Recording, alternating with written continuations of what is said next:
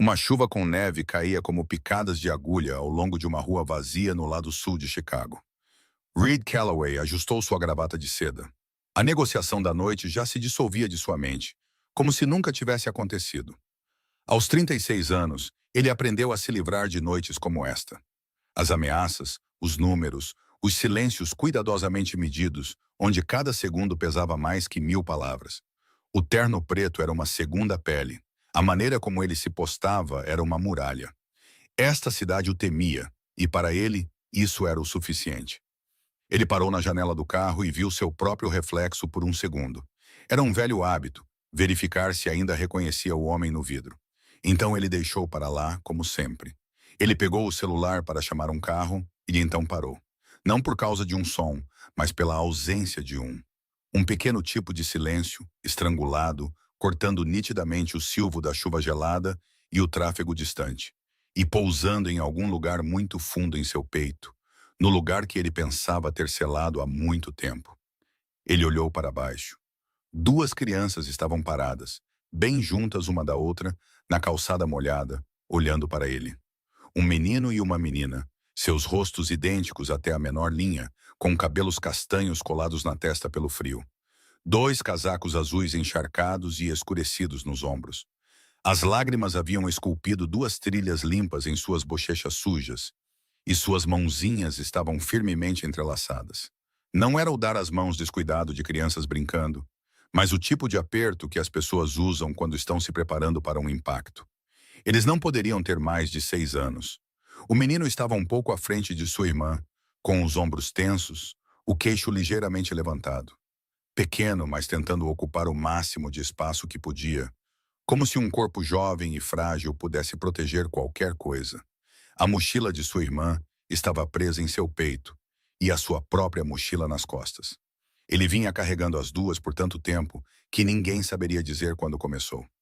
A menina estava atrás do irmão, menor, mas seus olhos eram tudo menos pequenos.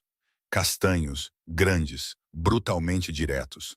Olhos que encontraram Reed com a precisão assustadora de alguém que decidiu que ele era a única opção que restava no mundo.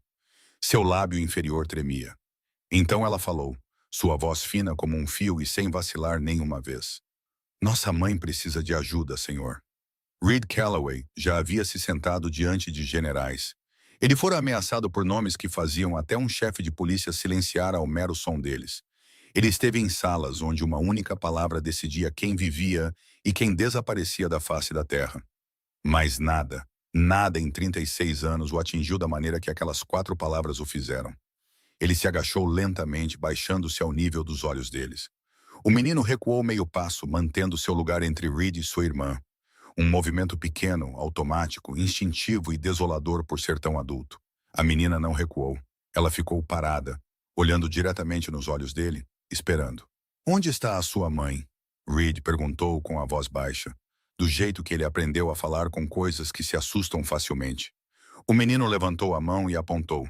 Descendo a rua, virando a esquina, em algum lugar na escuridão abaixo do nível da rua. Seu braço tremia, fosse de frio ou de medo, ou porque os dois há muito tempo se fundiram em uma coisa só que nenhuma criança deveria ter que separar. A mamãe está no chão, a menina sussurrou. A mamãe caiu e não se levanta. Eu continuei chamando o nome dela. Ela não se levanta. Aquelas palavras moveram-se por Reed como água gelada. Eu disse a ela para esperar, disse o menino, forçando calma em sua voz. Mas ela quebrou na última palavra. E essa quebra foi a coisa mais verdadeira que Reed ouviu a noite toda. Mas ninguém parou. Todo mundo que passava por nós simplesmente continuava andando. Reed olhou para as duas crianças paradas ali, dentro de 2 pequenos casacos azuis encharcados, com os olhos vermelhos de chorar, as mãos cerradas, sozinhos na noite gelada de inverno de Chicago. Fora de uma cidade que passou por eles repetidamente, sem sequer olhar para trás. E ele sentiu algo quebrar atrás de suas costelas. Algo que ele passou 15 anos fortalecendo com dinheiro, com poder, com a solidão que ele chamava de segurança. Ele estendeu as 2 mãos, uma para cada um deles. Levem-me até lá agora mesmo. Por meio segundo, nenhuma das crianças se moveu. O menino olhou para a mão de Reed, Uma mão grande com cicatrizes, uma mão que havia feito coisas que uma criança de 6 anos não deveria saber que existem. E então ele olhou para sua irmã, como se perguntasse a ela, como se pesasse uma última escolha. A menina não pesou nada. Ela colocou seus dedinhos, já dormentes de frio, na palma da mão dele com o tipo de confiança absoluta e aterrorizante que só uma criança pode dar a um estranho no meio da noite. O tipo de confiança que não calcula riscos, não mede vantagens. Ela simplesmente decide. Você. Você é nosso. O menino viu sua irmã pegar a mão de Reed. E só então ele pegou a outra. Não porque confiava em Reed, mas porque confiava em sua irmã. E às vezes, isso era o suficiente. Reed fechou as mãos cuidadosamente em torno de seus dedos finos, esquerdo e direito. Duas mãos geladas dentro das mãos do homem que a cidade inteira tinha medo de tocar. E o homem mais assustador de Chicago, o homem a quem generais se curvavam, o homem de quem a polícia desviava o olhar, o homem cujo cada aceno mantinha um império subterrâneo em movimento, deixou duas crianças de 6 anos o guiarem para a escuridão. Pela primeira vez em sua vida, era ele quem estava seguindo. Se esta história tocou você, por favor, clique em gostei para que mais pessoas possam ouvi-la. Compartilhe com alguém que precisa acreditar que as pessoas certas se encontram, mesmo no escuro. E inscreva-se no canal, porque a próxima parte, eu prometo, você não vai esperar pelo que vem aí. Eles o levaram por uma escada estreita, ao lado de um prédio que o tempo há muito parou de fingir ser outra coisa senão ele mesmo. O concreto se partia sob seus pés. O corrimão enferrujado tremeu quando Reed pousou a mão nele. E uma única lâmpada acima da porta piscava como se estivesse lentamente perdendo uma discussão com sua própria vontade. As crianças desciam cada degrau com cuidado, um de cada vez, ainda se segurando nele como se soltar o fizesse desaparecer. Sully foi na frente. O ombro do menino roçava na parede a cada movimento. Era o jeito de quem já fez um caminho 100 vezes no escuro, sem precisar olhar. Maeve ficou atrás de Reed, seus dedos se apertando cada vez que um degrau rangia. A porta no final não estava trancada. Abriu-se com um som como um longo e lento suspiro, e o frio lá dentro não era nada como o frio lá fora. Lá fora, a chuva com neve pelo menos se movia. Tinha direção. Tinha vento para empurrá-la. Aqui dentro, o ar simplesmente ficava parado, úmido, viciado, pesado, com o silêncio particular de um lugar que não ficava aquecido há muito, muito tempo. Um pequeno aquecedor no canto brilhava com sua luz indicadora, mas quase não emitia calor. Era como uma promessa que expirou há muito tempo e ninguém se deu ao trabalho de retirar. Um cobertor fino estava preso na única janela. Não para decoração, mas para reter o pouco calor que restava e que as paredes não conseguiam segurar. Dois pequenos colchões estavam encostados na parede do fundo, dobrados com o cuidado meticuloso e severo de alguém que possuía muito pouco e tratava cada coisa como se fosse tudo o que tinha no mundo. Reed a viu no instante em que passou pela soleira. Ela estava deitada no chão ao lado de um sofá velho, um braço estendido em direção a ele, como se ela tivesse tentado se levantar. Mas seu corpo ficou sem forças no meio do caminho e se recusou a terminar os últimos centímetros. Jovem, talvez ainda não tivesse 30 anos. Mas era difícil dizer, porque a exaustão tinha um jeito de borrar a linha entre juventude e idade de uma forma que ninguém deveria ter que aprender naquela idade. Cabelos castanhos escuros se espalhavam pelos azulejos gastos e estampados. Um rosto que teria sido lindo em outra vida e ainda era lindo mesmo agora. Mesmo assim, da maneira como algo espremido até secar pode às vezes se tornar dolorosamente transparente. Ela estava respirando. Ele verificou isso primeiro. 3 longos passos pela sala, ajoelhando-se. Mas as respirações eram superficiais e erradas, úmidas e pesadas. Um chiado profundo em seu peito, o tipo de som que enviava um frio totalmente não relacionado à temperatura direto por sua espinha. Ele pressionou as costas da mão na testa dela e recuou quase imediatamente. Ela estava queimando de febre. Reed examinou a sala sem se levantar. Uma prateleira de cozinha com armários quase vazios, meia caixa de leite de aveia, uma caixa de biscoitos, um pequeno saco de arroz. 3 contra-cheques presos na parede com um grampo, encamadas como um leque de cartas semi-abertas, cada um de um lugar diferente. 3 empregos 3 empregadores, uma pessoa. E na parede acima dos 2 colchões, um desenho de criança preso com fita adesiva. 3 figuras de palito, 2 pequenas e uma alta, lado a lado. Sob a figura mais alta, a palavra mamãe estava escrita a lápis, inclinada, trêmula, mas cuidadosa em cada traço. A caligrafia de uma criança que a escreveu repetidamente até parecer certa. E bem na frente daquelas 3 figuras, uma figura de palito menor estava com os 2 braços bem abertos, como se estivesse bloqueando, como se estivesse mantendo a linha. Sully tinha se desenhado protegendo sua família, e ele era apenas uma criança. Ao lado da prateleira da cozinha, um velho livro de anatomia estava de lado. Sua lombada estava rachada de tanto ser aberto. Várias páginas dobradas nos cantos. Ao lado, havia uma pilha de cartões de estudo escritos à mão, letras pequenas e arrumadas, termos médicos entre fórmulas e diagramas. Alguém se sentou e escreveu aqueles cartões às 2 da manhã. Entre 3 turnos, entre 2 crianças dormindo, recusando-se a aceitar que um sonho estava morto, mesmo que o mundo estivesse tentando enterrá-lo há muito tempo. Ela sustentou todo aquele pequeno mundo sozinha. E ela fez isso, Reed entendeu naquele momento, por muito tempo. Um tempo muito longo, até esta noite, quando seu corpo simplesmente decidiu que não tinha mais nada para dar. Atrás dele, as crianças estavam imóveis na porta, observando com a paciência solene e exausta de crianças que tiveram medo por tempo demais e nunca tiveram permissão para ter medo. Elas pararam de chorar e, de alguma forma, isso era muito pior do que lágrimas. Então Sully fez algo que ninguém lhe disse para fazer. O menino se afastou da porta, foi até o pequeno colchão, pegou a única toalha fina, o pano mais limpo da sala, dobrou-a com suas mãos frágeis e a levou para Reed. Ele não disse uma palavra, apenas a estendeu para que sua mãe fosse coberta aos 6 anos de idade. Ninguém o ensinou isso, ninguém precisou. Reed pegou a toalha e a colocou gentilmente sobre o ombro da mulher. Depois pegou o celular. Ele não olhou para as crianças enquanto falava, porque sabia que elas estavam observando e sabia que sua voz tinha que ser a coisa mais firme na sala naquele momento. Não tenham medo. Eu cuido da mãe de vocês agora. A ligação durou 45 segundos. Reed não pediu. Ele deu ordens e a voz do outro lado sabia melhor do que ninguém que aquele não era o tipo de momento para desperdiçar com perguntas. Ele encerrou a chamada, guardou o celular no bolso e voltou-se para a mulher inconsciente no chão. A toalha fina que Sully lhe entregara ainda estava sobre seu ombro.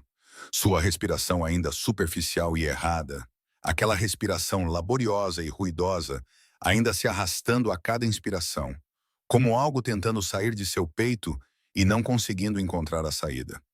Ele passou um braço sob os joelhos dela, o outro atrás das costas, e a levantou do chão com cuidado deliberado. Lento, preciso. O tipo de cuidado que dizia: a maneira como você carrega algo importante revela mais sobre quem você é do que qualquer palavra que já tenha dito. Ela era mais leve do que ele esperava. Mais leve do que um adulto deveria ser. E isso apertou algo em seu peito mais uma vez. Ele se virou para a porta. Sully já estava pronto. Ninguém disse ao menino. Ninguém sinalizou. Mas ele havia colocado sua própria mochila nas costas. A mochila de Maeve no peito, exatamente como as carregava na calçada. E sua mão encontrou a de Maeve novamente, guiando sua irmã escada acima, à frente de Reed. Em sua tenra idade, ele estava abrindo o caminho para um adulto que carregava sua mãe atrás dele. Ele não se virou para perguntar. Ele não hesitou. Ele apenas subiu, um degrau de cada vez, mantendo Maeve por perto, o ombro roçando na parede, movendo-se com uma firmeza que parecia prática. Por um momento, ele passou a vida inteira se preparando sem saber. Faróis varreram a escadaria de cima quando eles alcançaram o nível da rua. Um carro preto esperava junto ao meio-fio, com o motor ligado, a porta traseira já aberta. Reed entrou primeiro, acomodando-se no assento com a mãe ainda nos braços, as costas dela contra seu peito, a cabeça dela inclinada em seu ombro. Sully ajudou Maeve a subir, depois entrou atrás dela, fechando a porta com as 2 mãos, porque era mais pesada do que sua força. Mas ele não pediu ajuda a ninguém. As 2 crianças sentaram-se no banco oposto. Sully envolvendo Melvin em seus braços, embora ele também estivesse tremendo. Seus olhos fixos na mãe, sem piscar, como se desviar o olhar por um segundo fizesse tudo desaparecer. 4 minutos no carro. Reed contou cada um deles. Ela respirava contra seu ombro, aquele som pesado e congestionado cortando cada segundo de silêncio dentro do veículo. E ele manteve 2 dedos pressionados levemente no interior do pulso dela, onde seu pulso era fraco, mas constante. Não porque ele precisasse do lembrete de que ela ainda estava ali, mas porque ela precisava de algo firme e quente contra sua pele, enquanto o mundo passava borrado pelo vidro.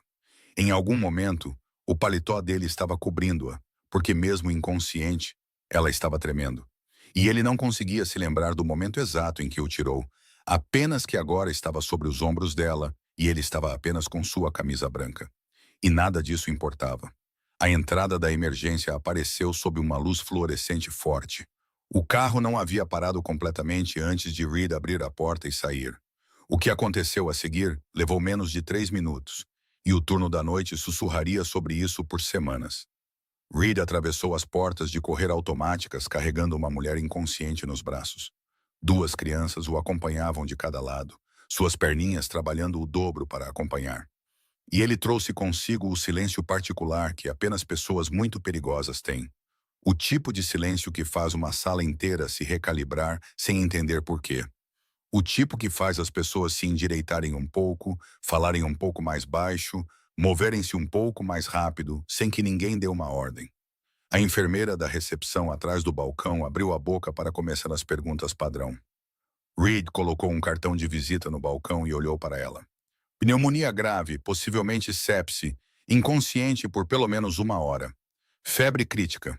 Preciso de um médico na frente dela nos próximos 60 segundos.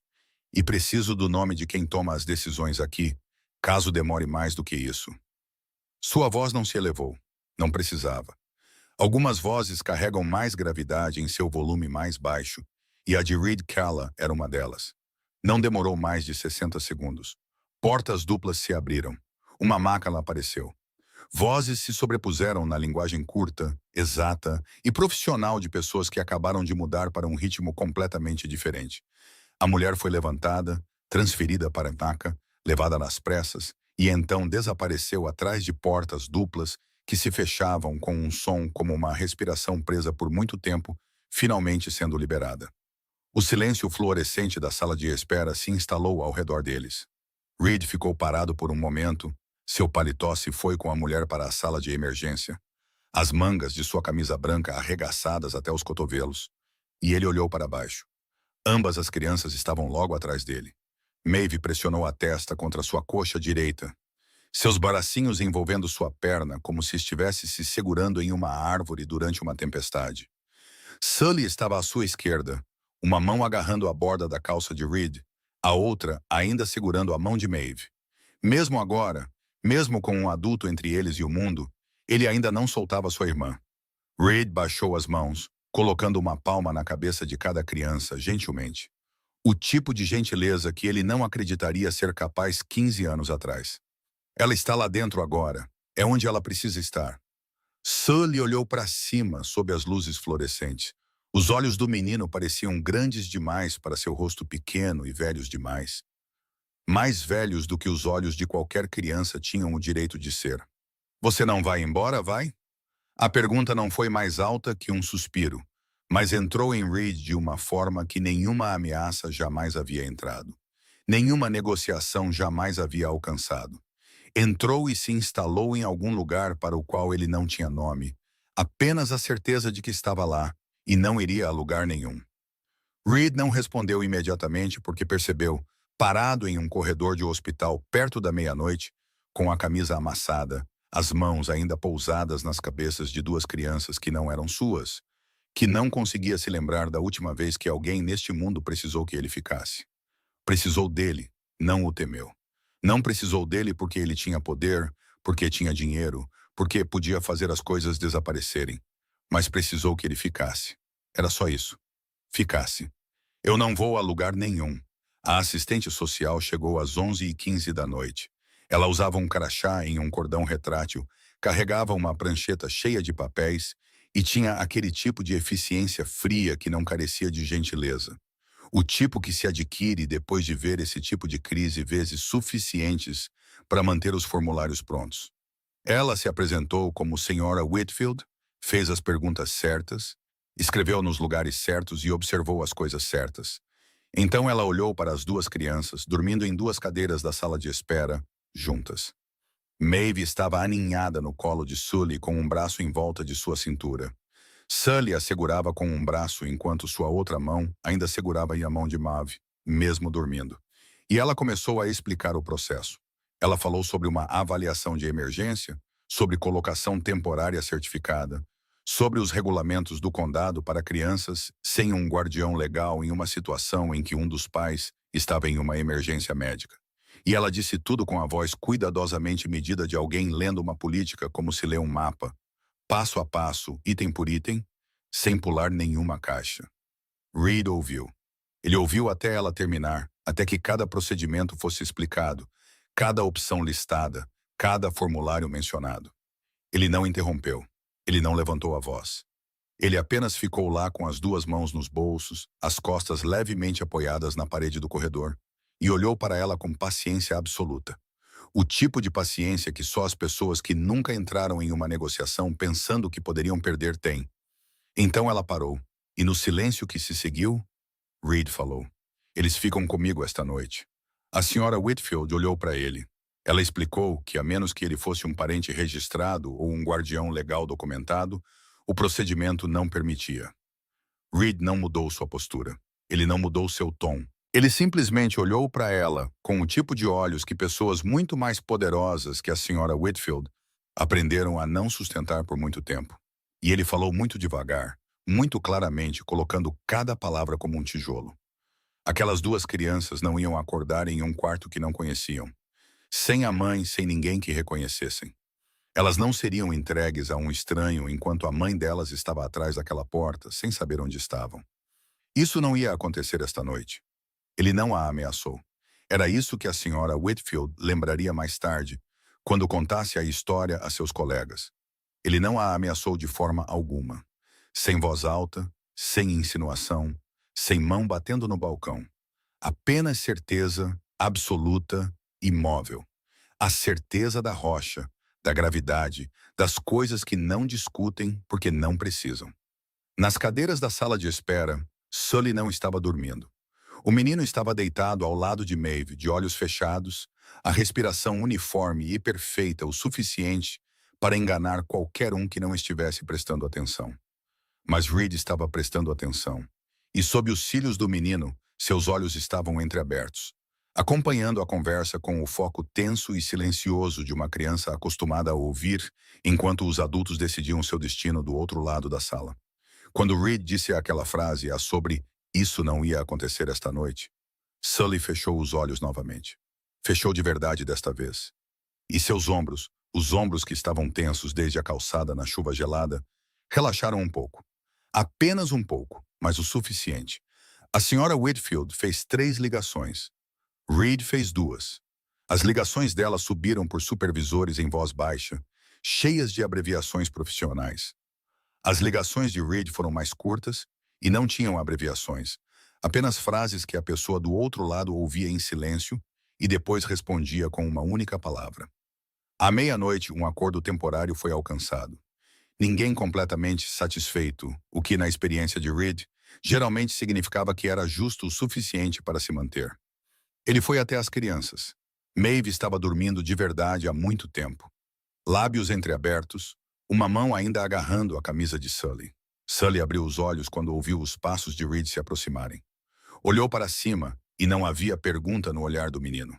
Ele tinha ouvido o suficiente, ele sabia. Reed se abaixou e levantou Maeve em seu ombro direito primeiro. Ela não acordou, apenas se aninhou nele por instinto, a cabeça pesada e quente contra seu pescoço. Então ele se virou para Sully. O menino queria andar sozinho.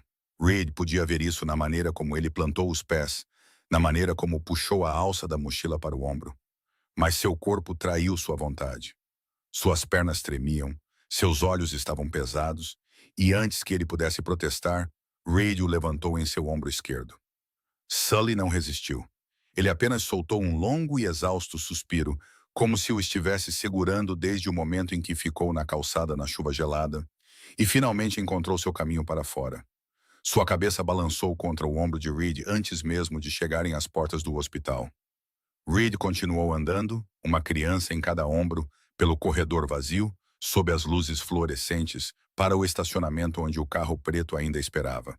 E em seu ombro direito, na fina camada de sono, Maeve sussurrou algo tão fraco que quase foi engolido pelos passos e pelo vento da noite.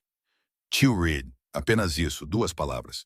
O nome dele na voz de uma menina de 6 anos que dormia pela primeira vez, como se o tivesse escolhido, não apenas na rua, mas em algum lugar mais profundo também.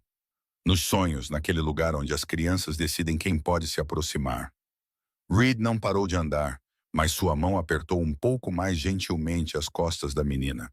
E ele entendeu, no estacionamento frio do hospital à meia-noite, que aquelas 2 palavras eram mais pesadas do que qualquer coisa que já o chamaram em sua vida. A cobertura deixou sua marca neles no momento em que abriram os olhos. Reed estava no balcão da cozinha com uma xícara de café quando ouviu o movimento na sala de estar. E ele assistiu acontecer. Aquele piscar lento da consciência, o teto alto entrando em foco, depois o vidro de quase 4 metros, e então a cidade se espalhando abaixo como se alguém tivesse jogado um punhado de luz na escuridão e esquecido de limpar. Sully sentou-se primeiro. O menino olhou ao redor com os olhos ainda turvos de sono, já começando a varrer a sala do jeito que fazia. Uma varredura que não era curiosidade, mas uma verificação, procurando por saídas, por perigo, por algo errado. Então ele olhou para Reed diretamente sério e perguntou em um tom tão calmo como se estivesse perguntando sobre o tempo. Você mora aqui sozinho? Reed assentiu. Então quem fala com você? Reed abriu a boca e percebeu que não tinha uma resposta. Não porque a pergunta fosse difícil, mas porque a resposta real era simples demais e pesada demais para dar a uma criança de 6 anos que usava a camisa de Reed, pendurada solta além de seus joelhos como uma camisola enorme. Ninguém falava com ele. Essa era a resposta. Esta cobertura tinha 36 andares de distância entre ele e o chão, e ele havia projetado cada centímetro dessa distância. Maeve sentou-se atrás do irmão, o cabelo em um emaranhado selvagem, os olhos ainda inchados, absorvendo a sala com um olhar que não era nada como o de Sully. Não varrendo, mas recebendo. E ela disse suavemente, a voz rouca de sono. É como um castelo. Reed nunca havia pensado no lugar onde morava dessa maneira. Para ele era uma fortaleza, uma declaração, uma distância medida em concreto e vidro reforçado.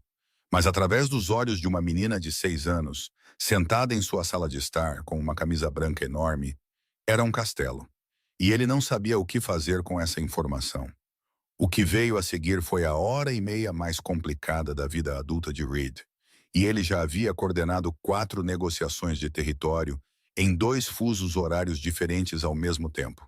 As crianças precisavam de pijamas. Ele não tinha pijamas infantis, então sacrificou 2 camisas sociais. E acabou sendo a coisa mais engraçada que as crianças experimentaram em muito tempo, porque caíram na gargalhada quando se viram com camisas longas o suficiente para roçar no chão. E aquela risada em uma cobertura que só conhecera o silêncio e o tilintar de gelo em um copo de uísque soou tão estranha que Reed precisou de um segundo para reconhecer o que era. Elas precisavam de comida. Ele ligou para o gerente da casa e, de alguma forma, à 1 da manhã, 2 tigelas de mingau quente apareceram como se sempre tivessem feito parte do plano. Sully comeu devagar, segurando a colher da maneira certa, sentado ereto, observando tudo enquanto comia, os olhos nunca parados. Maeve comeu mais rápido, com mais fome, menos protegida. Eles precisavam escovar os dentes, e isso levou a um incidente envolvendo água que Reed escolheu não examinar muito de perto, apenas notando que o chão do banheiro agora estava molhado e ambas as crianças estavam profundamente satisfeitas com o resultado.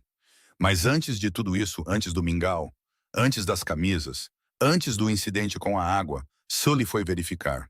O menino andou por todos os cômodos da cobertura, verificou as janelas, puxou levemente a maçaneta da porta da frente, olhou atrás das cortinas, verificou as fechaduras uma por uma, sem perder nada.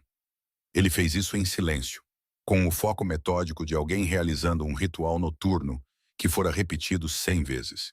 E Reed ficou no corredor observando uma criança de 6 anos inspecionar a segurança de sua cobertura sem dizer uma palavra, porque ele entendeu, na parte mais profunda do entendimento, que isso não era curiosidade. Isso era sobrevivência. Esta criança viveu como um guarda por muito tempo, e ninguém nunca lhe disse para parar. Eles precisavam de uma história. Reed contou uma história, depois uma segunda porque Maeve disse que não estava terminada. Depois uma terceira e ele ficou sem histórias. Então ele inventou uma, hesitante e desajeitada, sobre duas crianças que viviam em um castelo nas nuvens, uma menina com olhos que viam através de tudo e um irmão mais velho que sempre ficava na frente.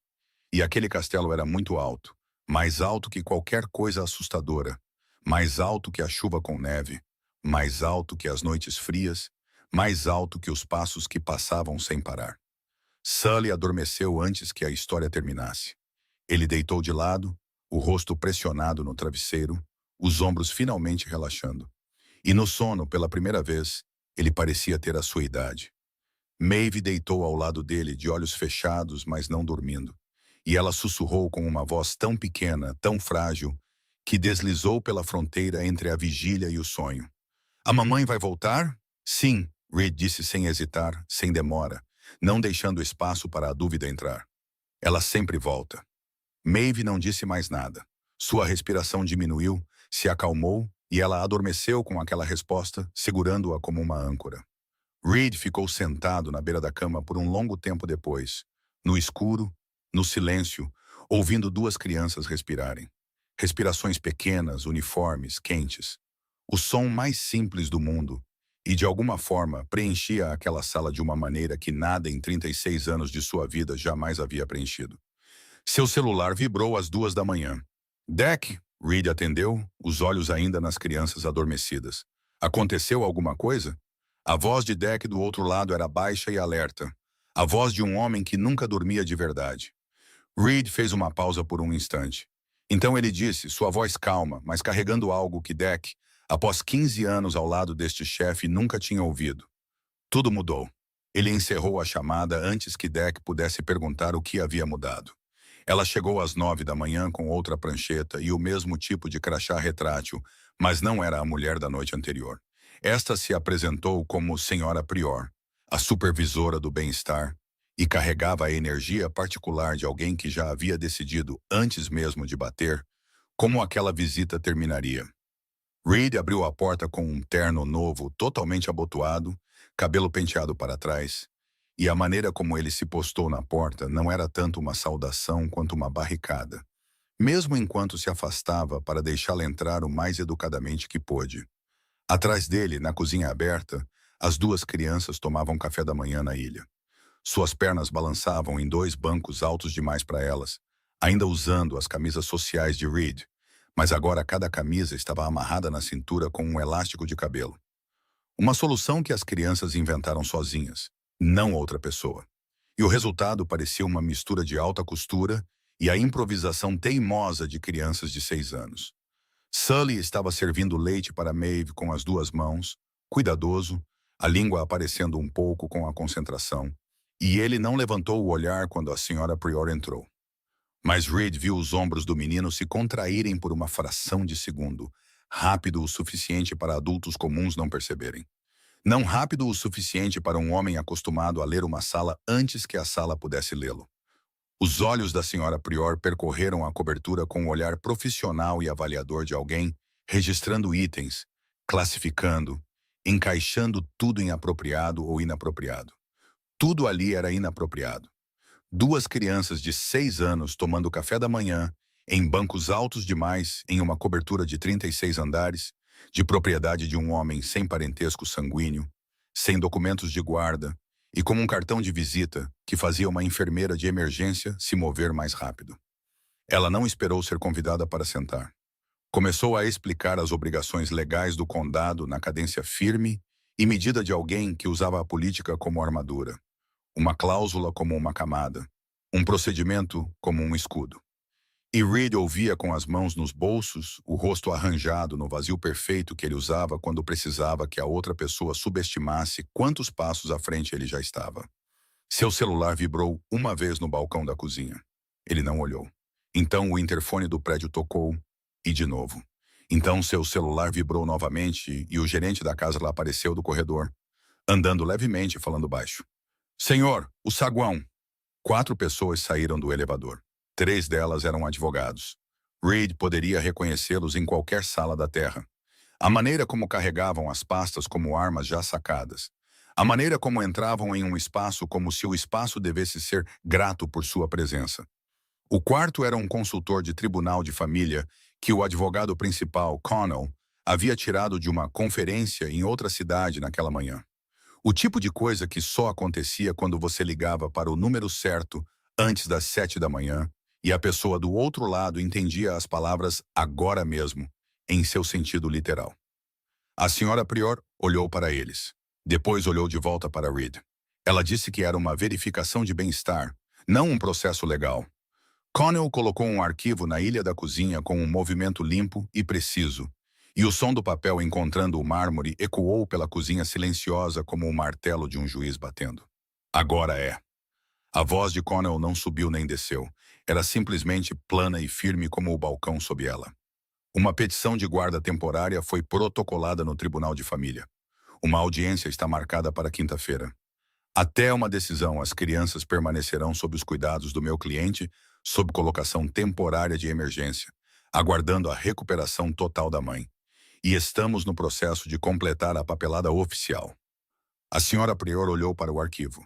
A mãe das crianças está inconsciente. A mãe das crianças recuperou a consciência parcial às 6h42 desta manhã e confirmou sua identidade e os nomes das crianças para a equipe médica. As declarações delas estão no arquivo. A cozinha ficou muito silenciosa.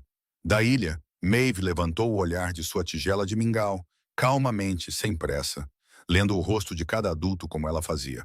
Do jeito que Reed passou a entender que não era inocência, mas um instinto aguçado o suficiente para ser assustador em uma criança. Então ela olhou para Reed. Ela vai nos levar embora? Sully tinha se levantado do seu banco. Ninguém viu quando ele desceu, mas ele estava lá agora, ao lado de Reed, uma pequena mão agarrando a borda da calça de Reed, queixo erguido, ombros retos, mandíbula cerrada. O pequeno guarda assumindo sua posição sem ser mandado. Reed olhou para Maeve. Ele não olhou para a senhora Prior, não olhou para os advogados, não olhou para o arquivo. Ele olhou para a menina de 6 anos, perguntando-lhe com grandes olhos castanhos se o mundo estava prestes a mudar novamente. E ele respondeu com uma voz que toda a sala podia ouvir, mas que era destinada apenas a ela. Não, ela vai embora. A senhora Prior olhou para o menino de 6 anos ao lado do homem que a cidade inteira tinha medo de nomear. Pequeno e solene como um guarda-costas de bolso. Depois olhou para o arquivo e para os 3 advogados parados com a paciência cortês de quem sabia que não precisava dizer mais nada. Ela pegou sua prancheta. Saiu sem dizer outra palavra. Sully não se moveu de seu lugar até que as portas do elevador se fechassem completamente. A reunião estava na agenda há 3 semanas. 7 pessoas vieram de 4 cidades, 2 delas do exterior, e a questão em pauta era a reestruturação de toda a rede de distribuição do leste nos próximos 5 anos. O tipo de reunião que exigia um ambiente completamente selado, onde cada variável era controlada e cada silêncio era intencional. Reed explicou isso para as crianças durante o café da manhã. Ambos ouviram com uma seriedade surpreendente. Então Maeve perguntou se podia levar lápis de cor, e Sully perguntou quanto tempo ele ficaria naquela sala. Uma pergunta que não era curiosidade, mas cálculo. Reed os acomodou no canto mais distante do escritório com papel, lápis de cor, adesivos e um novo conjunto de brinquedos que o gerente da casa havia comprado naquela manhã. Ele imaginou que a distância e as atividades seriam suficientes para mantê-los quietos. Este foi o maior erro estratégico de sua carreira, porque ele não levou em conta que crianças de 6 anos não têm conceito de jurisdição sobre um canto de uma sala, e uma folha de papel, por maior que seja, era um ponto de partida, não um limite. Os homens chegaram às 2 da tarde. Eles se arrumaram ao redor da longa mesa, abriram seus arquivos e começaram. Reed sentou-se na cabeceira, calmo, preciso, totalmente ele mesmo, e nos primeiros 17 minutos, tudo correu exatamente como planejado. Então Sully apareceu ao seu lado. Sem passos, sem aviso. O menino simplesmente se materializou como se estivesse lá o tempo todo e colocou um pequeno dinossauro de plástico verde bem no meio do mapa de território espalhado pela mesa, precisamente na linha de fronteira que eles estavam discutindo com mais fervor. Eu vou vigiar para você, ele disse muito sério. E então ele se afastou.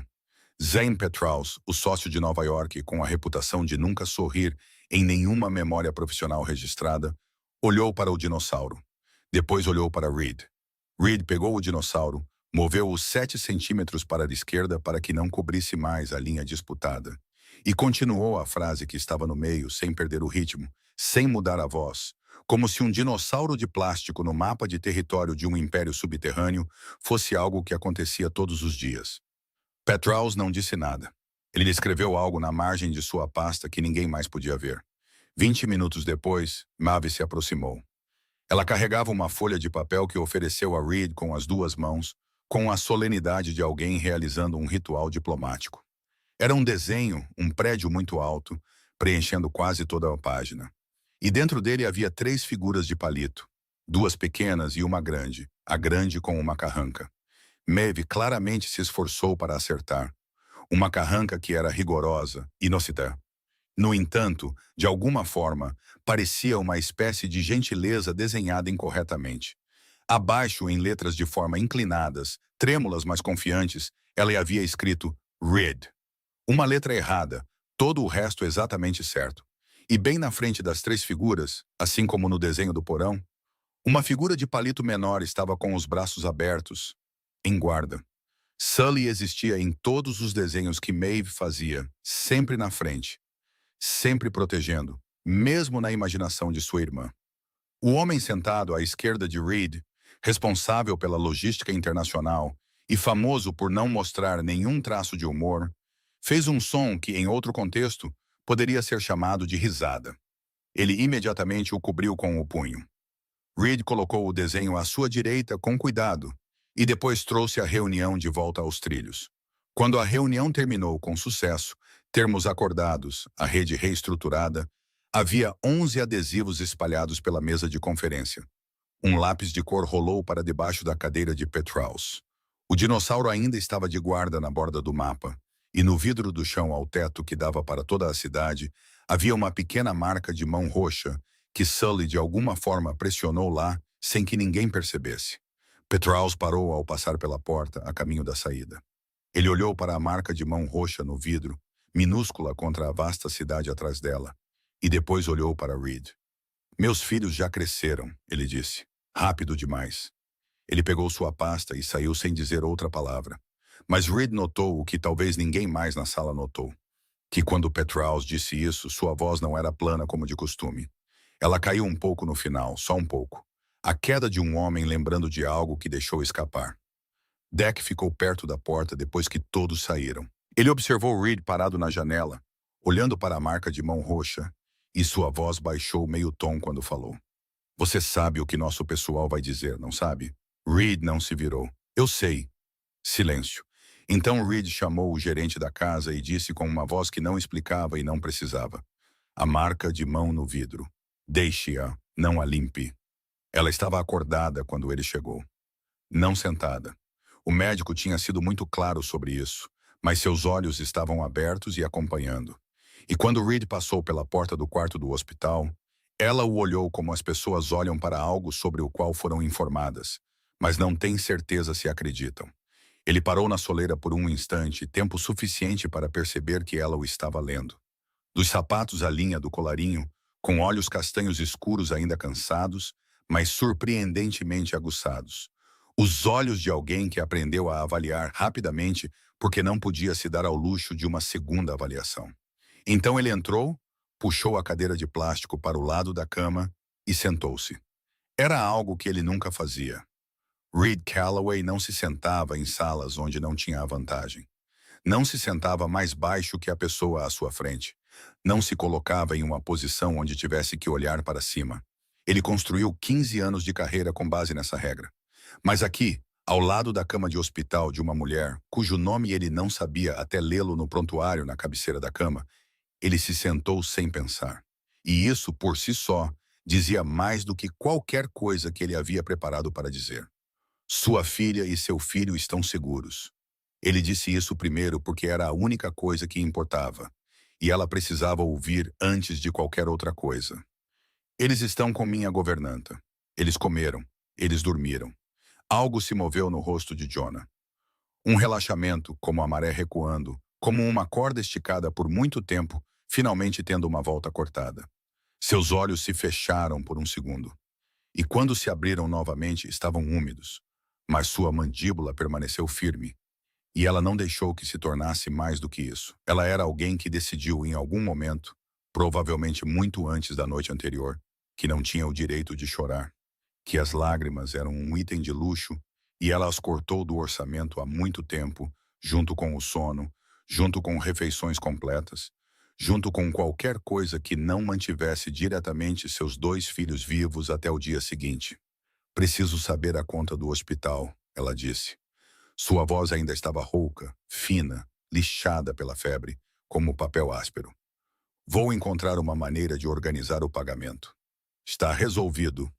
Ela olhou para ele diretamente, sem piscar. Eu não sei quem você é. Eu sei. Eu não posso deixar um estranho. Sua filha e seu filho foram me procurar na rua, disse Reed com a voz baixa, sem pressa. Na chuva com neve, no meio da noite, sozinhos. Ele deixou isso assentar. Eles fizeram isso porque não havia mais ninguém a quem recorrer. Então, eu quero entender como isso aconteceu, se você estiver disposta a me contar. O silêncio entre eles era cuidadoso, não hostil. 2 pessoas com muralhas sentadas uma de frente para a outra, nenhuma baixando a guarda primeiro, nenhuma atacando. Jonah o estudou por um longo tempo, com olhos que claramente aprenderam a medir as pessoas de forma rápida e precisa. A habilidade particular de alguém que não podia se dar ao luxo de errar na segunda leitura. Então ela perguntou, de forma direta e sem rodeios, que tipo de homem você é? Não o que ele fazia para viver, não quanto dinheiro ele tinha, não o que ele possuía. Que tipo de homem ele era? No mundo de Reed, ninguém se atrevia a perguntar isso. As pessoas à sua frente nas salas de negociação sabiam que não deviam. As pessoas abaixo dele no sistema sabiam que não deviam ser curiosas. Mas uma mulher de 27 anos em uma cama de hospital, magra o suficiente para que seus ombros se destacassem sob a camisola do hospital como asas de pássaro, acabando de acordar após 2 dias inconsciente, perguntou-lhe isso sem piscar. Reed ficou em silêncio por um instante. Não porque não tivesse uma resposta, mas porque a resposta que ele queria dar e a resposta verdadeira não eram as mesmas. E naquele momento, ele decidiu que ela merecia a verdade. Eu sou o tipo de homem em quem você não deveria confiar, ele disse. Mas sua filha confiou em mim, e eu não tenho a menor intenção de provar que ela estava errada. Jonah não reagiu imediatamente. Ela deixou as palavras pairarem no ar, pesou-as, virou-as, verificou se eram ocas, como claramente havia verificado muitas promessas antes e encontrado a maioria delas vazias. Então ela falou, sua voz mais baixa, mais lenta, carregando um peso que Reed não se preparara para receber. Meu filho segurou sua mão. Ela fez uma pausa. Você não entende o que isso significa. Ele não confia em ninguém. Desde que aprendeu a andar, ele não deixa ninguém tocá-lo, exceto eu e sua irmã. Ele dorme de frente para a porta. Ele verifica as fechaduras todas as noites. Ele tem 6 anos e vive como alguém que espera a próxima coisa ruim acontecer. Ela olhou para Reed e em seus olhos havia algo que era ao mesmo tempo um aviso e um reconhecimento relutante. E ele segurou sua mão. Reed ficou imóvel. Ele pensou na pequena mão agarrando sua mão esquerda na calçada. O aperto que não era tanto confiança nele, mas confiança em Maeve. Mas agora Jonah estava lhe dizendo que mesmo aquele aperto de mão indireto através da confiança de Maeve, era algo que Sully nunca havia dado a ninguém fora de sua família. E Reed entendeu, sentado em uma cadeira de plástico ao lado de uma cama de hospital, que acabara de ser medido por alguém mais perspicaz do que qualquer oponente que ele enfrentara em uma mesa em 15 anos. E ela o fez deitada ali, com a febre ainda não quebrada, de mãos nuas, sem advogados, sem armas, Nada além dos instintos de uma mãe tentando descobrir quem era o estranho que segurava seus filhos. Ele voltou no dia seguinte e no dia seguinte. Sem aviso, sem explicação, sem uma razão bem embalada que pudesse colocar sobre a mesa. Ele simplesmente apareceu, puxou a cadeira de plástico para o lado da cama dela e sentou-se como se fosse um compromisso que estava na agenda o tempo todo. Um que ambos sabiam, mas nenhum deles dizia em voz alta. No primeiro dia, Jonah perguntou por que ele voltou. No segundo dia, ela perguntou de novo, mais curto, com menos suspeita, mais curiosidade. No terceiro dia, ela não perguntou mais.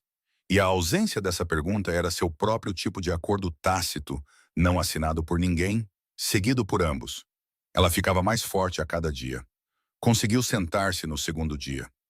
Discutiu com a nutricionista no terceiro sobre um plano alimentar que ela disse ser desnecessário, o que seu médico assistente disse a Reed em particular que era um ótimo sinal.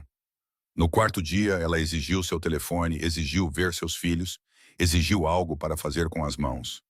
A inquietação de alguém cujo estado natural era o movimento e que tratava a imobilidade como um castigo físico. Reed perguntou a ela naquela tarde, não como um interrogatório, não como uma investigação, mas porque ele precisava entender como duas crianças de 6 anos acabaram sozinhas em uma calçada na chuva com neve no meio da noite sem ninguém. Jonah contou. Ela contou com uma voz monótona, listando fatos em vez de confessar dificuldades. A voz de alguém lendo um relatório de logística, não abrindo o coração. Turno da noite em uma lavanderia de hotel. Catherine nos fins de semana. Recepcionista em um consultório odontológico nas manhãs de segunda e a sexta, a 3 paradas de ônibus do porão. Ela trabalhou nos 3 empregos ao mesmo tempo por 16 meses. O porão era uma melhoria em relação ao lugar anterior. Ela disse isso não para justificar, mas como um simples fato, da mesma forma que se diz que hoje está mais quente que ontem, sem nenhuma opinião anexada. O aquecedor era novo. Ela tinha uma conta poupança com $412 que não tocava em nenhuma circunstância porque aquele dinheiro era para as crianças, para algo melhor. Quando ela tivesse o suficiente, ela disse isso sem autopiedade, e a falta de autopiedade foi o que tornou tudo 2 vezes mais difícil de ouvir. Reed perguntou sobre o livro de anatomia. Jonah ficou em silêncio por um momento, mais do que qualquer pausa anterior. E quando falou, sua voz ainda era monótona, mas havia algo sob ela que ela não conseguia esconder completamente. Ela estava no 3º ano da faculdade de medicina quando descobriu que estava grávida. O pai das crianças prometeu que ficaria. Então ele desapareceu antes que ela desse à luz. E a palavra prometeu saiu de sua boca com um peso diferente do resto de suas palavras. Mais pesado, mais afiado. O peso de algo que um dia significou algo e agora era apenas evidência. Ela disse que não havia desistido, apenas adiado, quando as crianças tivessem idade suficiente. Ela disse isso como alguém segurando uma vela ao vento com as 2 mãos, sabendo que o vento não pararia e ainda se recusando a soltar. Reed pensou nos cartões de estudo escritos à mão no porão, letras minúsculas e cuidadosas, termos médicos às 2 da manhã entre 3 turnos, entre 2 crianças dormindo. Eu ainda estava estudando, Jonah acrescentou, ainda naquela voz monótona. Que Sully sabia o caminho para buscar Maeve na escola se ela não chegasse a tempo.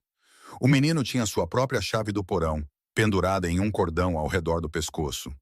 6 anos de idade, uma chave de casa em volta do pescoço, buscando a irmã, trancando a porta, verificando tudo antes de dormir. 6 anos de idade e já vivendo como um adulto encolhido. Ninguém pediu. Mas alguém tinha que ser. Quando foi a última vez que você dormiu? Reed perguntou. Antes daquela noite. Jonah pensou. Ela pensou por mais tempo do que o normal para uma pergunta simples. E o tempo que ela levou para pensar foi a resposta real, mesmo antes de abrir a boca. Eu não me lembro, ela disse. E pareceu vagamente surpresa com sua própria resposta, como se a pergunta nunca lhe tivesse ocorrido antes, e ela não soubesse bem o que fazer com ela, agora que havia sido dita em voz alta. Reed olhou para ela. Ele pensou nos 3 contra-cheques presos na parede, no saco de arroz, no desenho, na chave no pescoço de um menino de 6 anos. O tipo de força que parecia bem por fora, Mas por dentro era alguém se sustentando apenas pela força de vontade, porque o chão havia desabado há muito tempo. Descanse, ele disse. Todo o resto pode esperar. Ele saiu para o corredor, encostou as costas na parede e fechou os olhos. Havia algo pesado e afiado em seu peito que ele não conseguia nomear. Apenas que estava lá, e tinha algo a ver com cartões de estudo às 2 da manhã e uma mulher de 27 anos que não conseguia se lembrar da última vez que dormiu. Deck estava na outra extremidade do corredor, encostado na parede oposta, silencioso da maneira de alguém que esteve ao lado de Reed tempo suficiente para saber quando não perguntar. Reed abriu os olhos, olhou para ele e falou com uma voz monótona. Mas por baixo dela havia algo que Deck, após 15 anos, nunca tinha ouvido. Ela estuda medicina sozinha às 2 da manhã, entre 3 turnos. Ela adiou toda a sua vida. Deck olhou para ele. Ele não disse nada. Havia momentos em que o silêncio era a única resposta certa. Ele trouxe as crianças no 5º dia. Jonah estava muito melhor então, capaz de sentar-se no 2º dia, discutir com a nutricionista no 3º, exigir alta no 4º. E no 5º, ela tinha força suficiente para estar verdadeiramente inquieta. O tipo de inquietação que vinha de saber que cada hora passada deitada era uma hora roubada de 2 crianças em algum lugar lá fora, sem ela. Reed guiou Sully e Maeve pelo corredor do hospital, uma criança de cada lado, pezinhos movendo-se mais rápido que o normal, e ele podia sentir a energia em suas mãos, o tremor que não era medo, mas antecipação. Porque perto, porque a mãe deles estava logo atrás daquela porta. Quando chegaram ao quarto dela, ele parou. Olhou para as 2 crianças, depois para a porta, depois soltou suas mãos e foi até a janela no final do corredor, virou as costas, dando àquele momento a privacidade que merecia. Ele não olhou, mas ouviu. A porta se abriu. Depois o som que Jonah fez, pequeno e não intencional. O som que uma pessoa faz quando a coisa contra a qual esteve se segurando por muito tempo finalmente se solta. Não um soluço, não um suspiro, mas algo no meio. Mais cru, mais real. O tipo de som que não se pode ensaiar ou repetir porque só acontece quando tudo se quebra ao mesmo tempo. Então o choro de Maeve. O choro dela não era como na primeira noite na calçada. Não o choro de medo ou desespero, mas o choro de alguém que finalmente chegou a um lugar seguro o suficiente para desmoronar. O tipo de choro que só acontece quando você está nos braços da pessoa em quem mais confia no mundo. Então Sully. E foi isso que fez Reed manter os olhos na janela, manter a mão cerrada na moldura da porta, manter tudo dentro dele em seu devido lugar, porque senão ele não tinha certeza se conseguiria manter a muralha que passou 15 anos construindo. Sully não chorou, não no início. Em vez disso, o menino falou muito rápido. Demais. Tudo o que ele estava segurando desde aquela noite, tudo jorrando como uma represa rompida.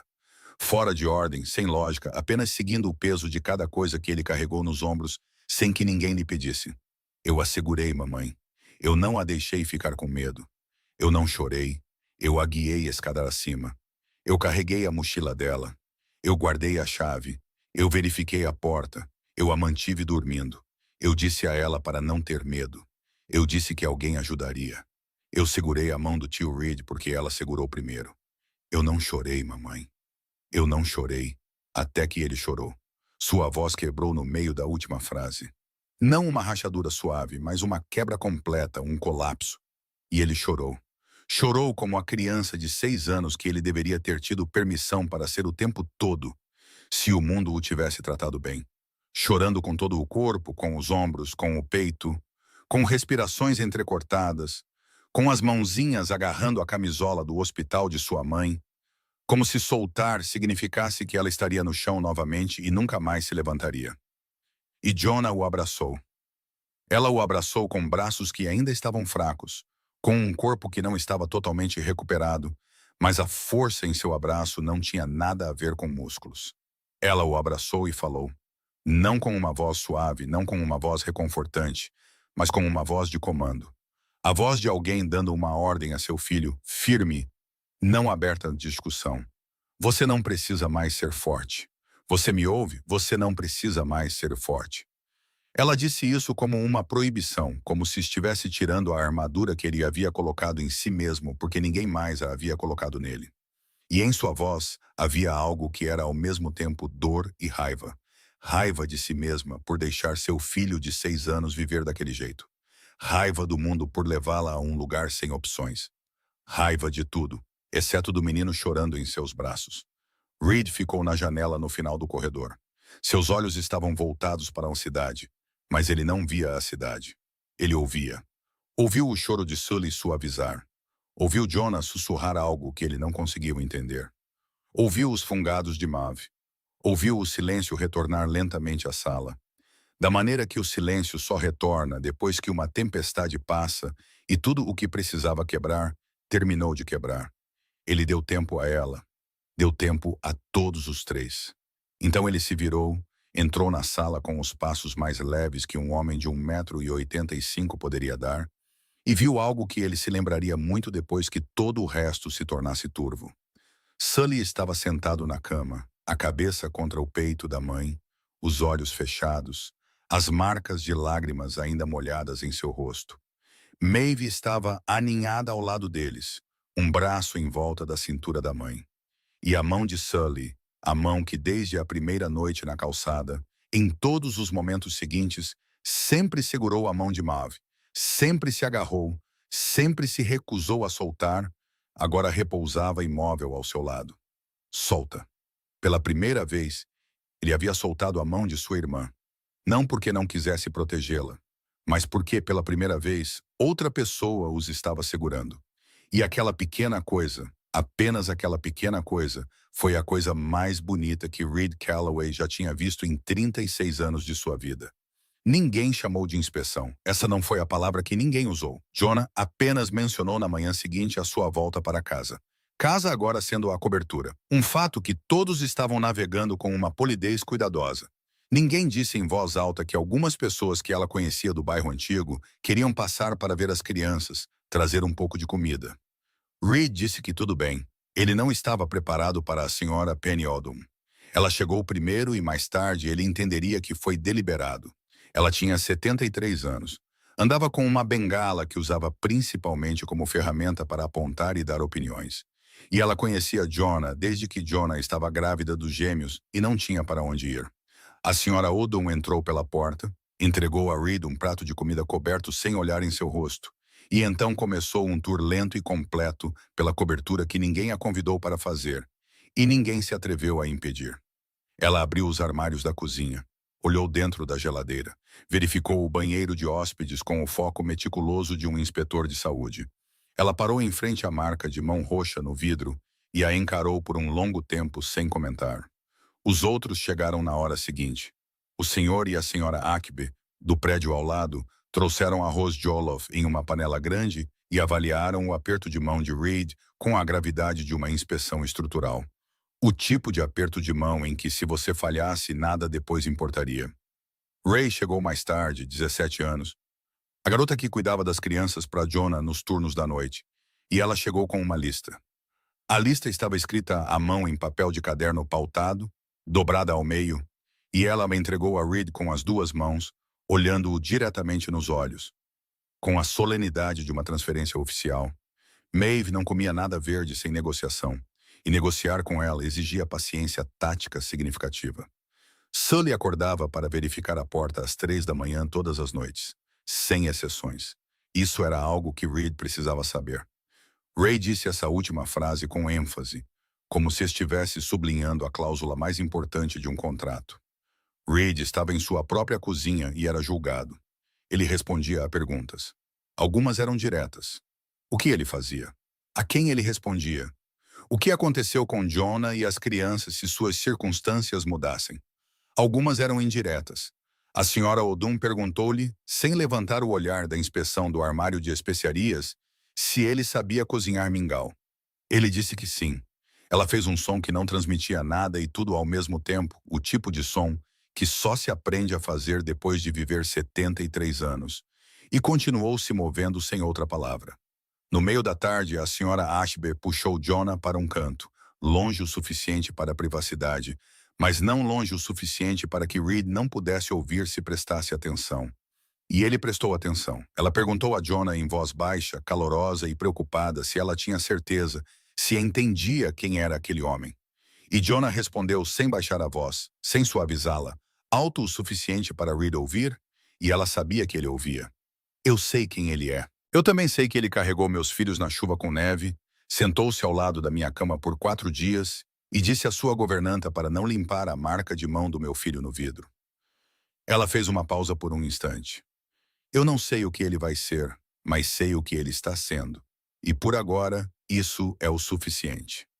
A sala ficou em silêncio por um segundo. A senhora Odum, parada por perto com sua bengala e a presença de um tribunal itinerante, fez o mesmo som que havia feito antes. O som que dizia tudo sem dizer uma palavra. As crianças se moviam por tudo isso como 2 pequenos embaixadores que não tinham ideia de que estavam fazendo diplomacia.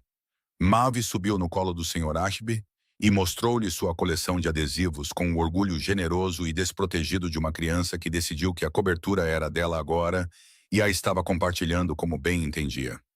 Sully guiou Ray pelos cômodos, sério, apontando cada coisa, explicando com a voz de um anfitrião.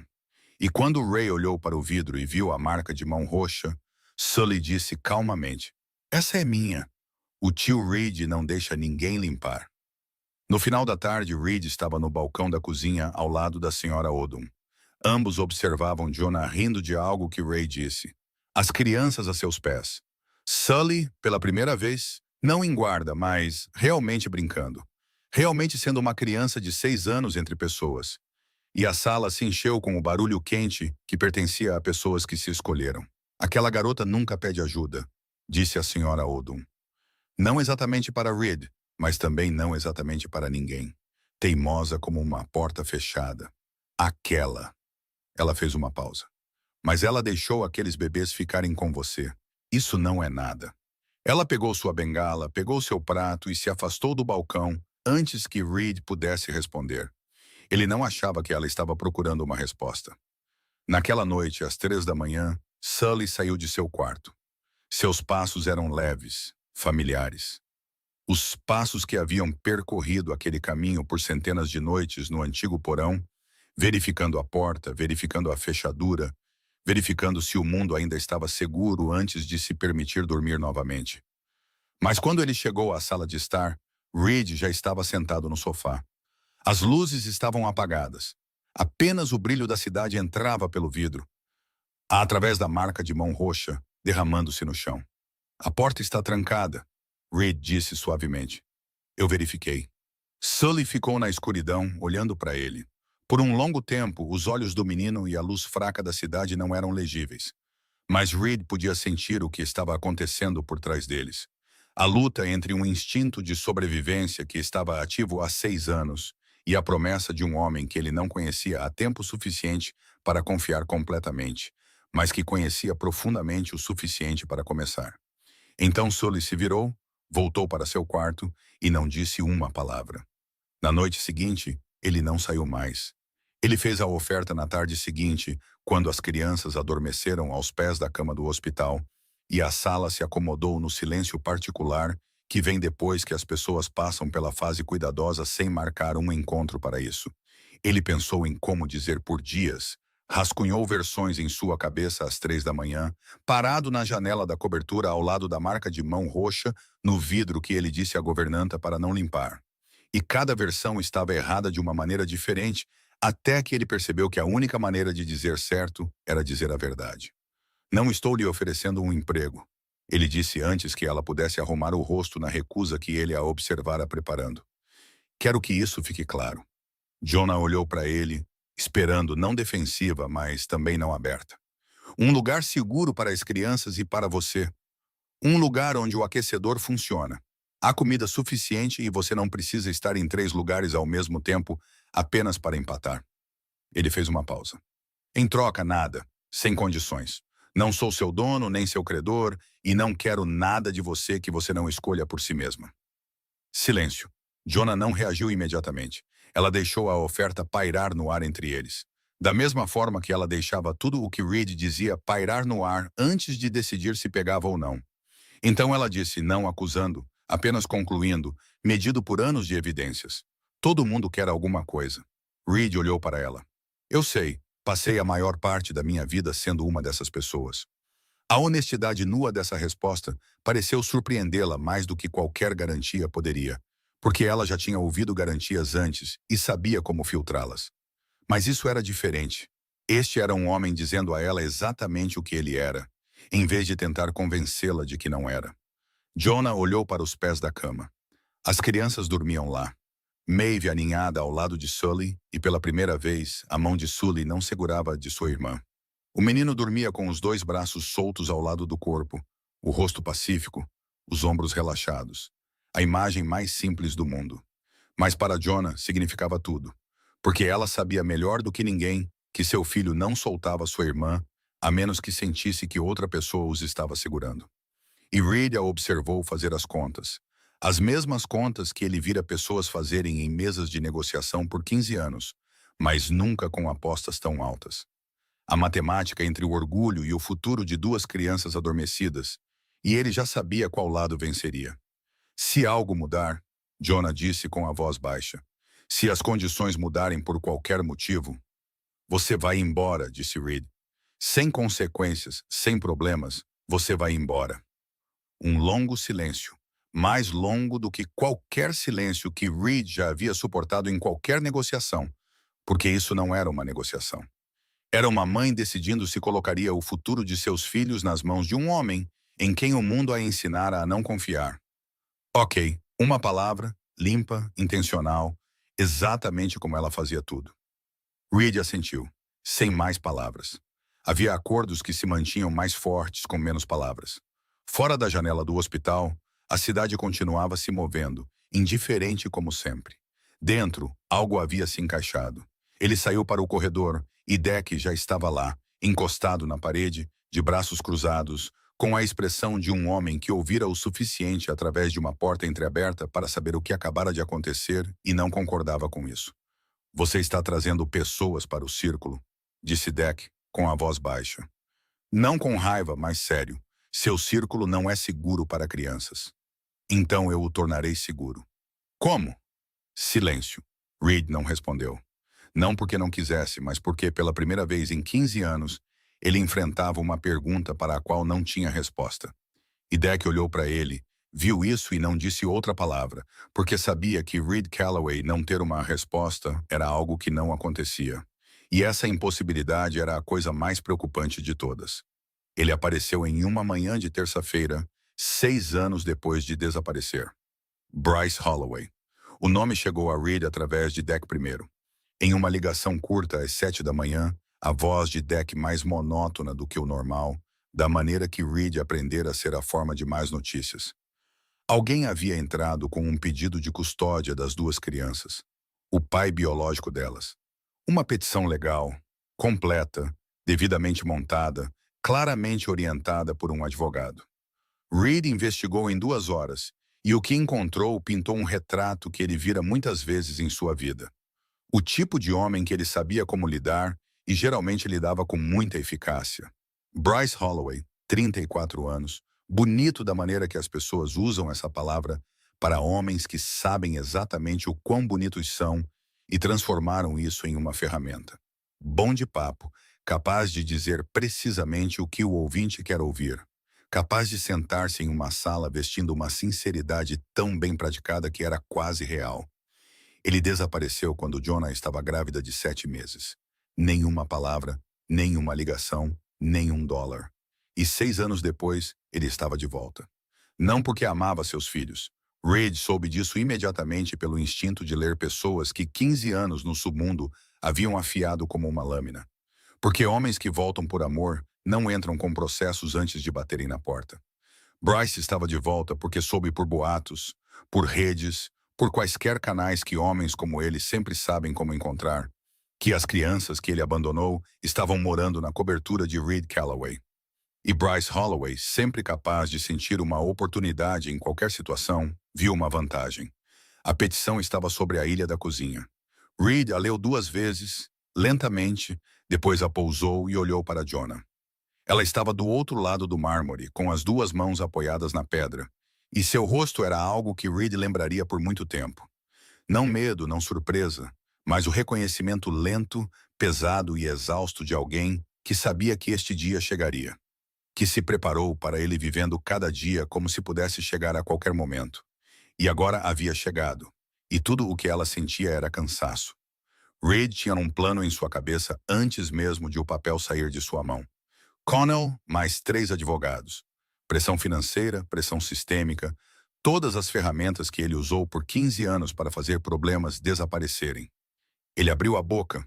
Não, Jonah disse. Uma única palavra. Sua voz não era alta, mas havia aço nela.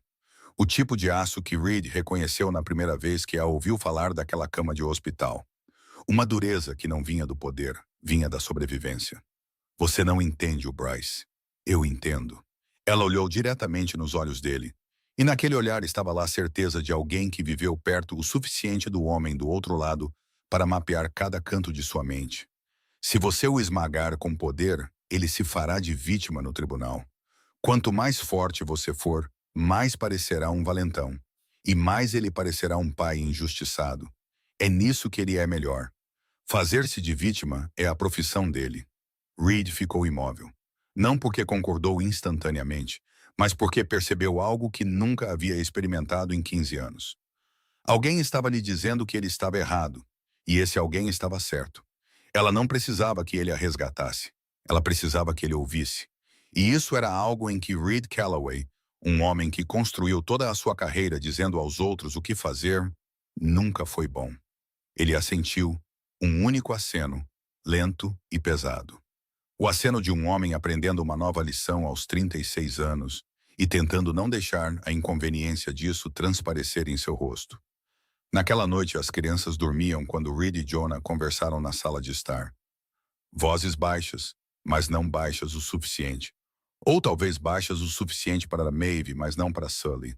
Porque Sully sempre ouvia, sempre acompanhava. Mesmo dormindo, ele mantinha parte de sua consciência em guarda. O menino não disse nada quando ouviu o nome de Bryce. Ele não perguntou, não reagiu, não abriu um olho. Mas Reed viu, de onde estava sentado, a pequena mão se apertando sob o cobertor. E aquele aperto dizia mais do que qualquer palavra jamais poderia. Às 3 da manhã, Reed ouviu passos, leves, familiares, o tipo de passos que ele pensou que não ouviria novamente, depois da noite em que esperou no sofá, e disse ao menino que a porta estava trancada. Sully saiu para a sala de estar, foi de porta em porta, verificando fechaduras, verificando janelas, verificando tudo. A armadura de volta, os ombros tensos, a mandíbula cerrada. E na mão do menino, a chave do antigo porão esmagada com força entre os dedos que ficaram pálidos. Ele a tinha colocado de volta em algum momento. Ninguém sabia quando. E Reed observou uma criança de 6 anos verificar as portas no escuro. A armadura retornou depois de tantas noites deixando-a cair. Tudo por causa de um nome do passado. Ele não precisava que ninguém explicasse para entender o que significava. Havia tipos de danos que nenhum dinheiro ou poder poderiam curar. E o homem que os causou estava à porta de Reed com uma pilha arrumada de papéis legais. Ela foi sozinha. Reed queria ir com ela. Era óbvio na maneira como ele ficou na porta naquela manhã, as chaves do carro já na mão, os ombros ligeiramente inclinados para a frente, como um homem prestes a se mover. E Jonah olhou para ele com os olhos que ele aprendeu nas últimas semanas, que não permitiam discussão. Esta é a minha luta, ela disse de forma direta. Não com raiva, não dramática, apenas um fato dito como um fato. Se você aparecer, ele transforma isso na sua luta, e ele vencerá essa luta, porque esse é o campo dele. Reed ficou na porta e a observou entrar no elevador. E ele percebeu que pela primeira vez em 15 anos, ele estava parado. Não porque escolheu, mas porque alguém estava mais certo do que ele, e essa certeza não lhe deixou outra opção a não ser confiar nela. A cafeteria ficava em uma esquina tranquila durante o dia. Pública, tudo intencional. Jonah chegou 10 minutos mais cedo, escolheu uma mesa perto da janela, pediu um copo de água e esperou com a calma exterior impecável de alguém que ensaiou essa batalha em sua mente por 6 anos. Bryce chegou na hora. Claro que chegou. Ele sabia como causar uma impressão, sabia que a pontualidade sinalizava respeito, e o respeito era a primeira camada de tinta no quadro que ele estava prestes a pintar. Ele era mais alto do que ela se lembrava. Ou talvez ela tivesse esquecido, porque 6 anos era tempo suficiente para esquecer a altura de um homem, mas não tempo suficiente para esquecer a maneira como ele a quebrou. Ele sentou-se à sua frente com o sorriso que ela costumava amar.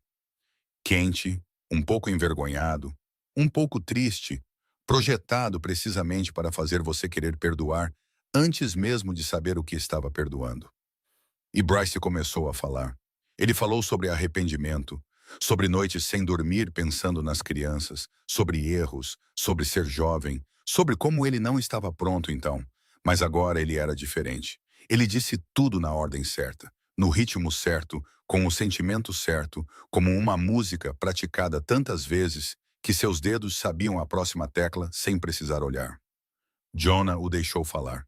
Ela ficou sentada, as mãos em volta do copo de água, os olhos nele sem piscar, ouvindo cada palavra, não porque precisasse ouvir, mas porque queria que ele dissesse tudo. Queria que ele colocasse todas as cartas na mesa para que, quando ela respondesse, não houvesse mais nada para ele tirar. Bryce parou. Ele inclinou a cabeça, o sorriso levemente triste ainda no lugar, esperando por uma reação, esperando por lágrimas ou raiva ou qualquer coisa que ele pudesse usar. Jonah pousou o copo. Você não sabe o nome da professora deles. Sua voz era absolutamente calma, monótona, sem uma ondulação. O tipo de calma que só alguém que passou 16 meses trabalhando em 3 turnos, criando 2 filhos sozinha, sem dormir, sem desmoronar, sem pedir nada a ninguém, poderia alcançar. Você não sabe a que Maeve é alérgica. Você não sabe que Sully verifica a porta todas as noites por sua causa. Porque o vazio que você deixou o ensinou que os adultos podem desaparecer a qualquer momento sem motivo, e ele passou 6 anos esperando que isso acontecesse de novo. Ela não levantou a voz. Ela não precisava. Você não sabe que seu filho usa uma chave de casa no pescoço desde os 4 anos. Você não sabe que sua filha ficou na chuva com neve à meia-noite implorando ajuda a um estranho porque não havia mais ninguém. Você não sabe de nada e está sentado aqui falando comigo sobre direitos. Bryce abriu a boca. O sorriso havia mudado, mais fino, mais duro, mas ainda estava lá porque ele era o tipo de homem que não largava um sorriso até não ter escolha. O tribunal não se importa com essas coisas, Jonah. O tribunal se importa com quem é o pai no papel. Sim, disse Jonah. Mas o tribunal também se importa com quem abandonou seus filhos por 6 anos e só voltou quando sentiu cheiro de dinheiro. Ela pegou um envelope do bolso do casaco e o colocou sobre a mesa. Nem grosso nem fino, apenas o suficiente. Dentro havia cópias de todas as tentativas que ela fez para contatar Bryce ao longo de 6 anos. Mensagens não respondidas, cartas devolvidas ao remetente, capturas de tela de centenas de chamadas perdidas. Cada uma, um dia em que ela tentou. Cada uma, um dia em que ele não atendeu. E ela guardou todas, cada uma, organizadas em ordem cronológica, arrumadas, meticulosas, do jeito que ela fazia tudo. Eu não guardei isso porque ainda te amo, ela disse. Eu guardei porque conheço você. Eu sabia que você voltaria quando houvesse algo que valesse a pena pegar. E eu venho me preparando para esse dia há muito tempo. O sorriso de Bryce se apagou, não desaparecendo, mas desligando-se como se alguém tivesse puxado um plugue. E por baixo dele, seu rosto real apareceu por um segundo. Apenas um, antes que ele pudesse arrumá-lo novamente. Um rosto vazio, frio e calculista de um homem que acabou de perceber que a presa que ele pensava ser fácil estava esperando por ele há 6 anos com uma armadilha já montada. Ele se levantou, não disse outra palavra. Pegou o casaco, empurrou a cadeira e saiu com um passo que ainda tentava parecer controlado, mas era mais rápido do que quando entrou. E Jonah sabia, porque o conhecia, que mais rápido significava que ela havia vencido esta rodada. Ela permaneceu sentada. A cafeteria ainda estava silenciosa, a luz do sol ainda entrava pela janela, o copo de água à sua frente ainda intocado. E sua mão, a mão que havia colocado o envelope na mesa com precisão firme, estava tremendo agora, um tremor leve e uniforme. O tremor de um corpo finalmente autorizado a reagir depois que o perigo passou. Ela se permitiu ter medo, mas apenas quando ninguém estava olhando. E isso era um tipo de força que Reed, se estivesse lá, reconheceria que nunca teve. Bryce não perdia facilmente. Ele perdeu a primeira rodada naquela cafeteria. Mas homens como Bryce Holloway não saíam de uma luta só porque levaram um golpe. Eles mudavam de tática. E sua nova tática chegou 2 dias depois, na forma de um artigo em um site de notícias local de Chicago. Uma manchete clara o suficiente para que ninguém precisasse ler o corpo do texto. Chefão do submundo mantém 2 crianças que não são suas em uma cobertura de luxo. O nome de Bryce não estava em lugar nenhum, claro que não. Ele era inteligente o suficiente para não deixar impressões digitais na faca. Mas Reed não precisava de impressões digitais para saber quem a segurava, e nem Jonah. A história se espalhou da mesma forma que qualquer coisa conectada a Reed Calloway se espalhava, porque seu nome carregava peso, e peso criava ondas. E ondas não se preocupavam em separar a verdade da curiosidade. O celular de Reed vibrava sem parar. Connell ligou sobre exposição legal. O gerente do prédio ligou sobre repórteres no saguão. Mas a ligação que fez Reed parar tudo foi a de Deck. Sua voz mais baixa que o normal, mais pesada que o normal. E Reed esteve ao lado de Deck tempo suficiente para saber que quando o tom de Deck mudava, o mundo estava mudando de forma. O conselho está convocando você. 2 palavras, e foram suficientes. O conselho do submundo não convocava ninguém a menos que tivessem visto um problema e quisessem que fosse resolvido. E a maneira como eles resolviam problemas raramente era a maneira que o homem convocado esperava. Deck foi à cobertura naquela tarde. As crianças estavam no quarto com Jonah, e os 2 homens ficaram na sala de estar, perto do vidro, perto da marca de mão roxa ainda ali. E Deck disse o que precisava ser dito, com a voz de um homem que não queria dizer, mas sabia que seria pior não dizer. Nosso pessoal está preocupado. Aquele artigo diz aos nossos rivais que você tem uma fraqueza que não tinha antes. Aquelas 2 crianças, Jonah, elas se tornam alvos se alguém quiser chegar até você. E você sabe que há pessoas que querem. Reed não falou. Eles querem que você corte os laços. Tire ela e as crianças da cobertura, fora de vista, fora de qualquer coisa conectada a você. Silêncio. Reed ficou na janela, olhando para a cidade que ele controlou por 15 anos. E pela primeira vez, ele a olhou não com os olhos de um dono, mas com os olhos de um homem considerando a rendição. A escolha estava em sua frente, clara e cruel, da maneira que as escolhas reais sempre eram. Manter sua posição. Cortá-los. As crianças ficam seguras porque ninguém tem um motivo para mirar nelas. E ele volta a fazer exatamente o que fazia antes da noite de chuva com neve. Sozinho no topo, intocável, desnecessário. Ou mantê-los, enfrentar o conselho, enfrentar Bryce, enfrentar cada pessoa que veria a abertura e quereria enfiar uma lâmina nela. E aceitar que o mundo que ele construiu nunca mais seria o mesmo. Deck o observava. Estou dizendo isso diretamente porque ninguém mais dirá, disse Deck. Se você os deixar ir, você mantém seu poder, mas perde a única razão pela qual o poder ainda significa alguma coisa. Reed olhou para a marca de mão roxa no vidro. Pequenos dedos de uma criança de 6 anos pressionados contra a vasta cidade atrás dela. Sully havia colocado a mão ali naquele dia, no meio de uma negociação de território. E Reed havia dito que ninguém tinha permissão para limpá-la. E agora ele entendia por que havia dito isso. Porque aquela marca de mão era a prova de que algo pequeno havia tocado seu mundo e deixado uma marca que ele não queria que fosse apagada. 15 anos, disse Reed, a voz lenta, pesada, como se estivesse se ouvindo dizer pela primeira vez o que sabia há muito tempo, mas nunca havia falado em voz alta. Eu construí tudo isso para não precisar de ninguém. Poder, dinheiro, distância, tudo. Tudo isso para não precisar de ninguém. E agora eu descubro. Ele parou. Eu construí a coisa errada. Deck não falou. Havia momentos em que o silêncio era a única maneira de honrar um homem demolindo tudo o que ele já havia construído. 3 da manhã daquela noite. A cobertura estava silenciosa. As crianças dormiam. Jonah dormia. A cidade ainda brilhava abaixo com aquela luz fria que nunca se importou com quem estava lá acordado. Reed ficou na janela ao lado da marca de mão roxa e ligou para Deck. Marque uma reunião com o conselho para amanhã de manhã. Silêncio do outro lado. O tipo de silêncio de um homem decidindo se perguntava e então escolhendo perguntar de qualquer maneira. O que você vai dizer? Reed olhou para a cidade.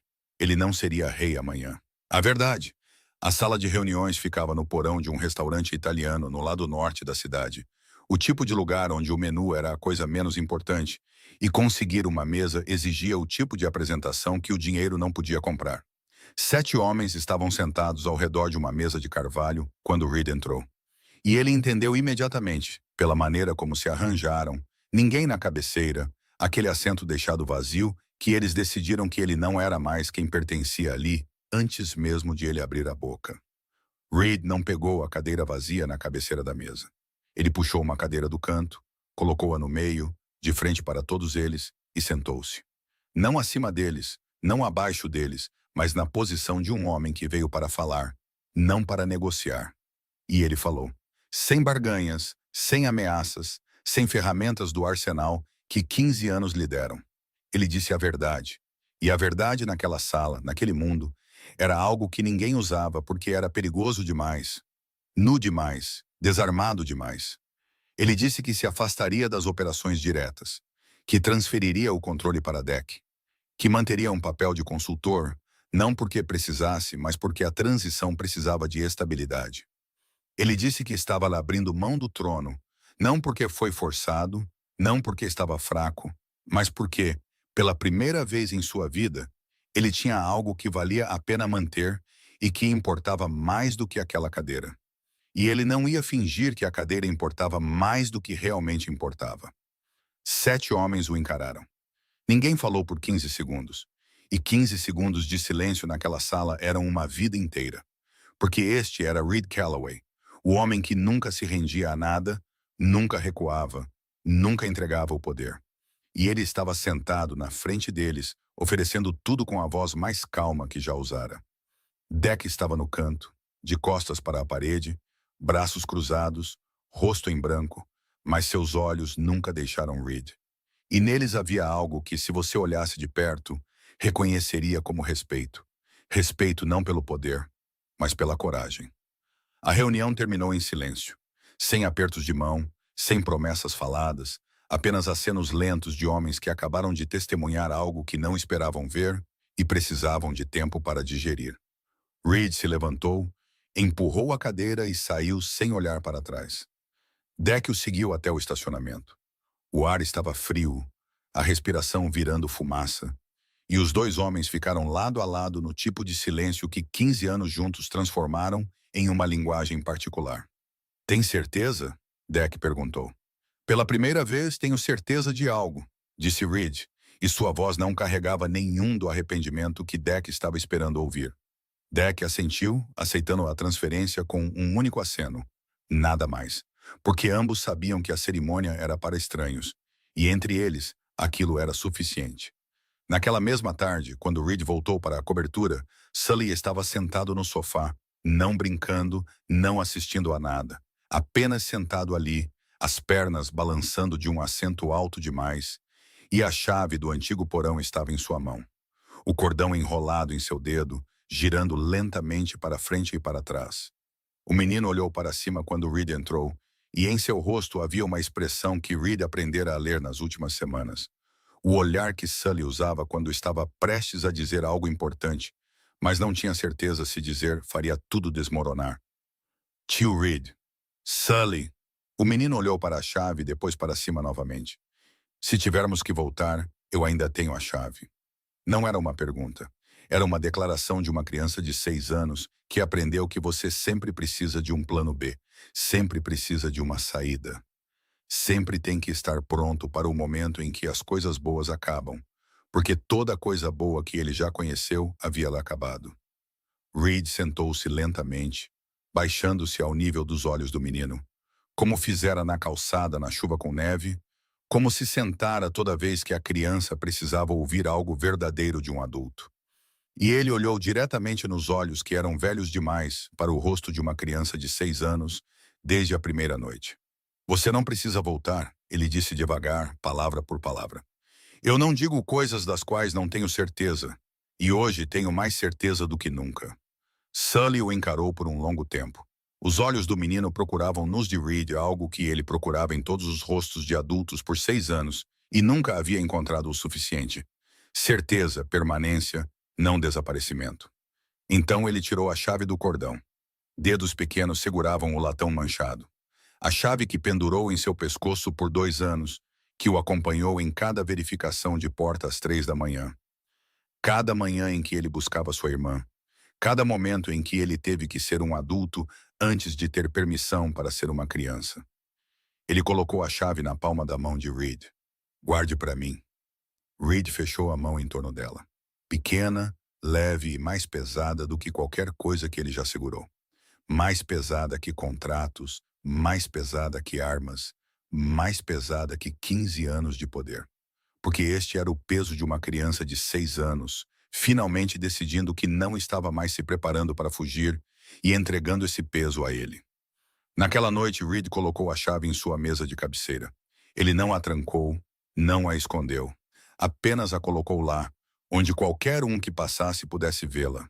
Jonah passou por seu quarto naquela noite, parou na porta e olhou para a pequena chave sobre a madeira escura. Ela não falou. Ficou muito quieta, e seus olhos estavam úmidos. E desta vez, ela não escondeu. Não se virou, não mordeu o lábio, não o suprimiu como sempre fazia antes. Ela deixou as lágrimas caírem silenciosamente, parada na porta, olhando para a chave que seu filho carregou por 2 anos e finalmente havia deixado de lado. Foi a primeira vez que Reed viu Jonah chorar, e ele entendeu, observando-a ali, que aquelas lágrimas não eram de luto. Eram as lágrimas de uma mãe percebendo que pela primeira vez na vida de seu filho não precisava mais estar pronto para fugir. E foi também o momento em que Reed entendeu que não havia perdido o poder hoje. Ele o trocou por algo que valia mais. Os balões foram culpa dele. Jonah havia planejado uma pequena festa para o 7º aniversário das crianças. Alguns amigos do bairro antigo, frutas, um bolo, e Reed concordou completamente com esse plano. E então, em algum lugar entre essa conversa e a manhã do aniversário, ele encomendou 47 balões nas cores favoritas exatas de Maeve e Sully, confirmadas perguntando a cada criança separadamente em 2 dias diferentes, e em seguida, cruzando as respostas para garantir a precisão. Porque Reed Calloway abordava as decorações de aniversário de crianças com a mesma metodologia que um dia usou para reestruturar a rede de distribuição do leste. O resultado foi uma cobertura que parecia ter sido atacada por um festival por dentro. Balões por toda parte, no teto, no chão, flutuando no ar pela sala de estar, agrupados no canto da cozinha. E quando Jonah parou na soleira da sala e olhou, sua expressão era a mistura precisa de incredulidade e recusa em lhe dar a satisfação de vê-la impressionada. Festa pequena, ela disse. Balões pequenos, ele respondeu.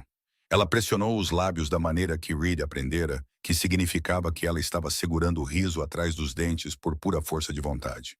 Então se virou para preparar as crianças. Sully estava de pé desde as 5 da manhã, vestiu-se, vestiu Maeve, alinhou os presentes na mesa por tamanho, gerenciando a situação por instinto de uma forma que Reed reconheceu com uma pontada familiar como uma versão menor de si mesmo. As crianças do bairro chegaram como uma onda, e a cobertura construída para controle, silêncio e a projeção de um tipo muito específico de poder as absorveu sem reclamar. Reed passou a primeira hora em um estado de caos moderado que pertencia a um homem que aprendera por tentativa e erro e um incidente envolvendo marcador permanente que as crianças exigiam consciência periférica constante. Ele amarrou sapatos, arbitrou uma séria disputa por um balão roxo que Sully insistia que pertencia a ele porque todos os balões azuis e roxos eram seus. Um argumento sem fundamento legal, mas entregue com convicção admirável. Ele carregou 2 pratos de papel e uma caixa de suco ao mesmo tempo e não considerou notável até que pegou Jonah o observando do outro lado da sala com uma expressão que ele não conseguia ler completamente. Algo entre surpresa e certeza, como uma hipótese que ela vinha testando silenciosamente por semanas e acabara de obter sua resposta. Sully organizou os jogos das crianças com a eficiência de um comandante de campo em miniatura, dirigindo, arranjando, designando, e Jonah observou, Depois olhou para Reed com uma expressão que era metade tristeza e metade gratidão, porque ela via seu filho neste homem e não sabia o que fazer com esse fato. O bolo chegou. Maeve apagou uma vela, depois apagou as outras duas, o que levou a uma curta, mas feroz disputa jurisdicional que Reed resolveu com um segundo bolo que ele havia encomendado precisamente para essa situação. Porque ele viveu tempo suficiente com gêmeos para saber que qualquer coisa que pudesse ser dividida igualmente precisaria ser, e qualquer coisa que não pudesse, precisaria ser dobrada. No meio da festa, o celular de Jonah vibrou. Ela olhou para a tela e Reed viu seu rosto mudar em meio segundo. Apenas meio segundo antes de ela o arrumar de volta à perfeição.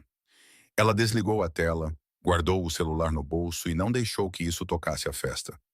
Mais tarde, enquanto as crianças brincavam e o riso enchia a sala, ela ficou ao lado de Reed no balcão da cozinha e falou com uma voz tão monótona quanto um boletim meteorológico. O advogado ligou esta manhã. Bryce retirou a petição. O envelope funcionou. O advogado dele o aconselhou a retirá-la antes que o tribunal revisasse as provas. Ela não olhou para Reed enquanto dizia isso.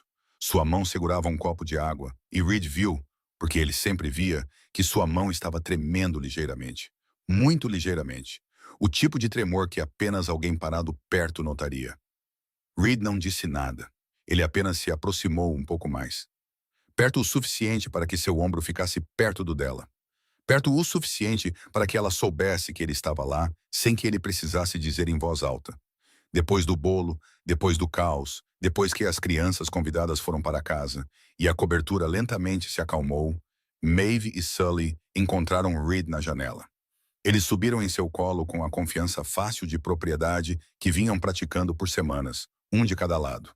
E os três olharam para a cidade, passando da tarde para a noite, as luzes se acendendo em grupos como alguém espalhando brilho à mão. Essa é a nossa cidade, disse Maeve. Daqui de cima, concordou Sully. Então ele inclinou a cabeça, olhando para Reed com olhos que agora, depois de semanas, começavam a parecer da idade certa. Você costumava olhar para a cidade sozinho? Sim. Era triste? Reed ficou em silêncio por um momento. Não porque não soubesse a resposta, mas porque a resposta real exigia que ele admitisse algo que se recusara a admitir por 15 anos. Eu não sabia que era triste, ele disse. Não até eu não estar mais olhando sozinho. Era uma noite comum. O tipo de noite comum que, alguns meses antes, Reed não sabia que existia. O tipo de noite comum sem ninguém negociando, ninguém ameaçando, nenhuma sala para ler antes de entrar. Apenas a luz amarela e quente na sala de estar, o som suave de páginas virando e Jonah sentada no sofá lendo para as crianças. Maeve estava aninhada no colo da mãe, de olhos fechados, mas não totalmente adormecida, flutuando naquele espaço entre a vigília e o sonho em que as crianças entram quando a voz do leitor é quente o suficiente para mantê-las ali. Sully estava deitado ao lado delas, a cabeça no ombro da mãe, os olhos pesados, mas lutando para ficar abertos, tentando ouvir a história inteira. Aquele esforço familiar nele, sempre querendo saber como as coisas terminavam antes de se permitir relaxar. Reed estava sentado na escrivaninha do outro lado da sala. Um arquivo aberto à sua frente, caneta na mão, perfeito no papel de um homem trabalhando. Ele não estava trabalhando. Ele estava observando. Observando Jonah virar a página com uma mão, porque a outra estava alisando o cabelo de Maeve. Observando Sully tentar manter os olhos abertos e lentamente perder. Observando a maneira como a luz do abajur caía sobre os três no sofá e os transformava em algo que parecia uma pintura que alguém penduraria na parede e chamaria de lar. E o entendimento chegou, não alto, não dramático, não como um trovão ou uma quebra súbita, mas como uma maré, lenta e constante, subindo até você perceber que está na água sem saber quando começou. 15 anos. Ele passou 15 anos construindo um império frio e perfeito que ninguém podia tocar. Poder sem calor, segurança sem gentileza, uma vida projetada para que ele não precisasse de ninguém e ninguém precisasse dele. Porque precisar era a coisa mais perigosa que ele conhecia. Precisar era uma abertura, um ponto fraco, uma porta pela qual alguém poderia entrar e destruí-lo por dentro. E então duas crianças se aproximaram dele na chuva com neve. Elas não sabiam quem ele era. Não sabiam que a cidade inteira o temia. Não sabiam o que a mão que pegaram havia feito. Elas não tiveram medo. Simplesmente decidiram confiar nele com o tipo de confiança absoluta, imprudente e não calculada que apenas crianças poderiam dar. E essa pequena escolha, duas mãozinhas colocadas em suas palmas em uma calçada molhada, quebrou tudo o que ele construiu por 15 anos. Eles o salvaram primeiro. Ele só entendeu isso agora. As crianças adormeceram. Jonah pousou o livro, olhou para os rostos pacíficos no sofá, depois se levantou gentilmente e foi até onde Reed estava, perto da janela. Ela sentou-se ao lado dele, ombro a ombro, e não falou por um longo tempo. Lá fora, a cidade brilhava, movendo-se indiferente. E dentro, os dois sentaram-se em um silêncio que nenhum deles queria quebrar, porque não precisava ser quebrado. Então Jonah falou, a voz baixa e suave. Você está com medo? Eu costumava ter medo de precisar de alguém, disse Reed. Agora tenho medo de perder o que tenho. Ela não olhou para ele. Ela olhou para a cidade. E o peso em sua resposta era o peso de alguém admitindo algo que vinha segurando por muito tempo também. Eu também. Foi a primeira vez que ela disse que também tinha medo de perder isso. E Reed entendeu que ela não estava apenas aceitando sua ajuda. Ela o havia escolhido à sua maneira. Silenciosa, deliberada, sentando-se ao lado dele na janela em uma noite comum e dizendo, eu também. Do sofá, a voz de Sully flutuou, pequena, meio adormecida, meio acordada, nebulosa. A voz de alguém falando da fronteira entre a consciência e o sonho. Tio Reed, você está feliz? Reed levou um momento, não porque precisasse pensar, mas porque a resposta, quando chegou, o surpreendeu de uma forma que pouquíssimas coisas em 36 anos o surpreenderam. Sim. E ele ficou surpreso porque era verdade. Alguns meses depois, o inverno voltou a Chicago. A chuva com neve caiu sobre a cidade como havia caído na noite em que tudo começou. Mas desta vez, tudo era diferente. Naquela manhã, Reed sentou-se à mesa de jantar na cobertura. Uma pilha de documentos à sua frente que Connell preparara por semanas. Papéis formais de guarda legal, do tipo em que cada assinatura transformava um arranjo temporário em uma promessa permanente. Reed assinou. Seu traço de caneta foi firme, sem hesitação, e ele percebeu que era a assinatura mais fácil que já colocara no papel. Mais fácil do que qualquer contrato, qualquer acordo, qualquer ordem que ele assinara nos últimos 15 anos, porque pela primeira vez ele estava assinando algo não para pegar, mas para manter. Jonah sentou-se ao lado dele. Ela segurou a caneta, olhou para a linha impressa com seu nome e assinou abaixo do dele, sua caligrafia pequena e cuidadosa, do jeito que ela fazia tudo. E quando ela pousou a caneta, não falou, mas sua mão repousou sobre a mesa ao lado da dele, perto, mas sem tocar. E essa pequena distância dizia mais do que qualquer toque poderia. Maeve estava por perto, observando os adultos assinarem papéis com olhos que não entendiam o significado legal, mas entendiam completamente o emocional. Porque as crianças não precisam ler documentos para ler uma sala. Vamos ficar aqui para sempre? Ela perguntou. Sim, querida, disse Jonah. E essas duas palavras foram tudo o que a criança precisava. Reed pegou a chave do bolso do casaco, a pequena chave de latão manchado. A chave do antigo porão que Sully lhe entregara naquela tarde e que Reed mantivera em sua mesa de cabeceira desde então. Ele a estendeu para Sully. É sua, ele disse. Você decide o que quer fazer com ela. Sully pegou a chave e a olhou na palma da mão. Pequena e familiar. A coisa que pendurou em seu pescoço por 2 anos, que o acompanhou em cada verificação de porta à noite. Cada manhã em que ele caminhava para buscar sua irmã. Cada momento em que ele teve que estar pronto para fugir. O menino foi até a gaveta da mesa da sala, abriu-a, colocou a chave dentro e a fechou. Não jogada fora, não usada, guardada. Como uma lembrança, não mais uma arma de sobrevivência, não mais um bilhete de fuga. Apenas a prova de uma vida à qual ele não precisava mais voltar. Naquela tarde, os 4 caminharam pela rua. Reed, Jonah, Maeve à sua direita, Sully à sua esquerda. A rua onde tudo começou. A chuva com neve caía, mas não estava mais fria. Ou ainda estava fria, mas não importava mais. Porque o frio só é verdadeiramente frio quando você está nele sozinho. Maeve olhou para cima. Foi aqui que conhecemos o tio Reed, Sully. Eu sei. Estava tão frio naquele dia. Eu sei, eu estava lá. Maeve olhou para Jonah. Mãe, que bom que o tio Reed parou. Jonah olhou para Reed. Em seus olhos não havia mais medição. Sem cálculo, sem teste, apenas presença, quieta e certa. O olhar de alguém que encontrou onde ficar e não precisava mais procurar. Que bom que vocês dois foram corajosos, disse Jonah. Eu não fui corajosa, disse Maeve. Eu estava com tanto medo. Isso é ser corajoso, disse Reed. Estar com medo e fazer mesmo assim. Sully não disse nada, mas caminhou um pouco mais perto de Reed, o ombro roçando em seu quadril, e ele não agarrou a perna da calça de Reed. Não se agarrou, não guardou, não segurou.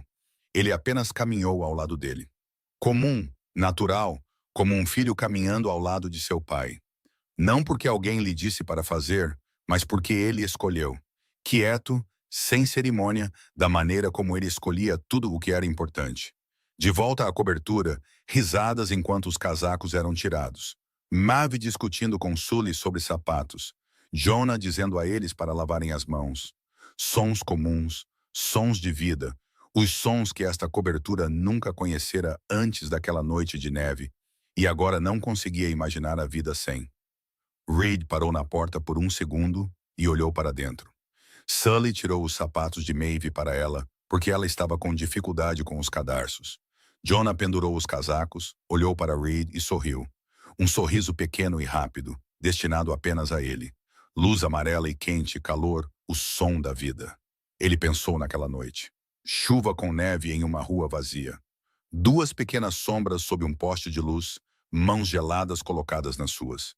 Duas crianças se aproximaram do homem mais perigoso da cidade e pegaram sua mão. Elas não sabiam quem ele era, simplesmente escolheram confiar. E essa pequena, imprudente e absoluta escolha o salvou primeiro. Ele passaria o resto de sua vida tentando merecê-la.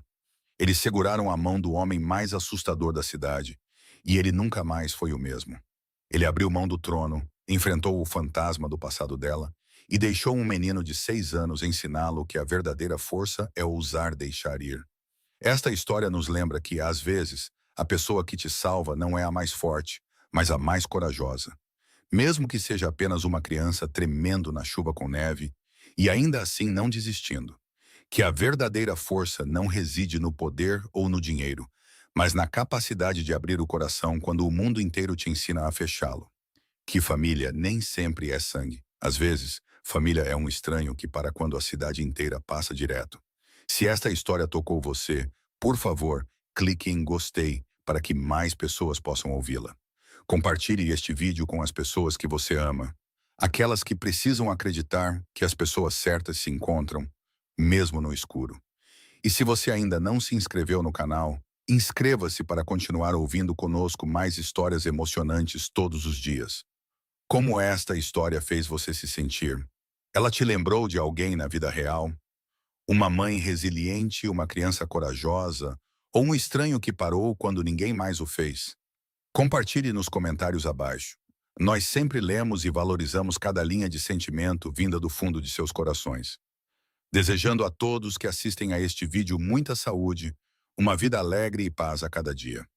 Adeus e até o próximo vídeo.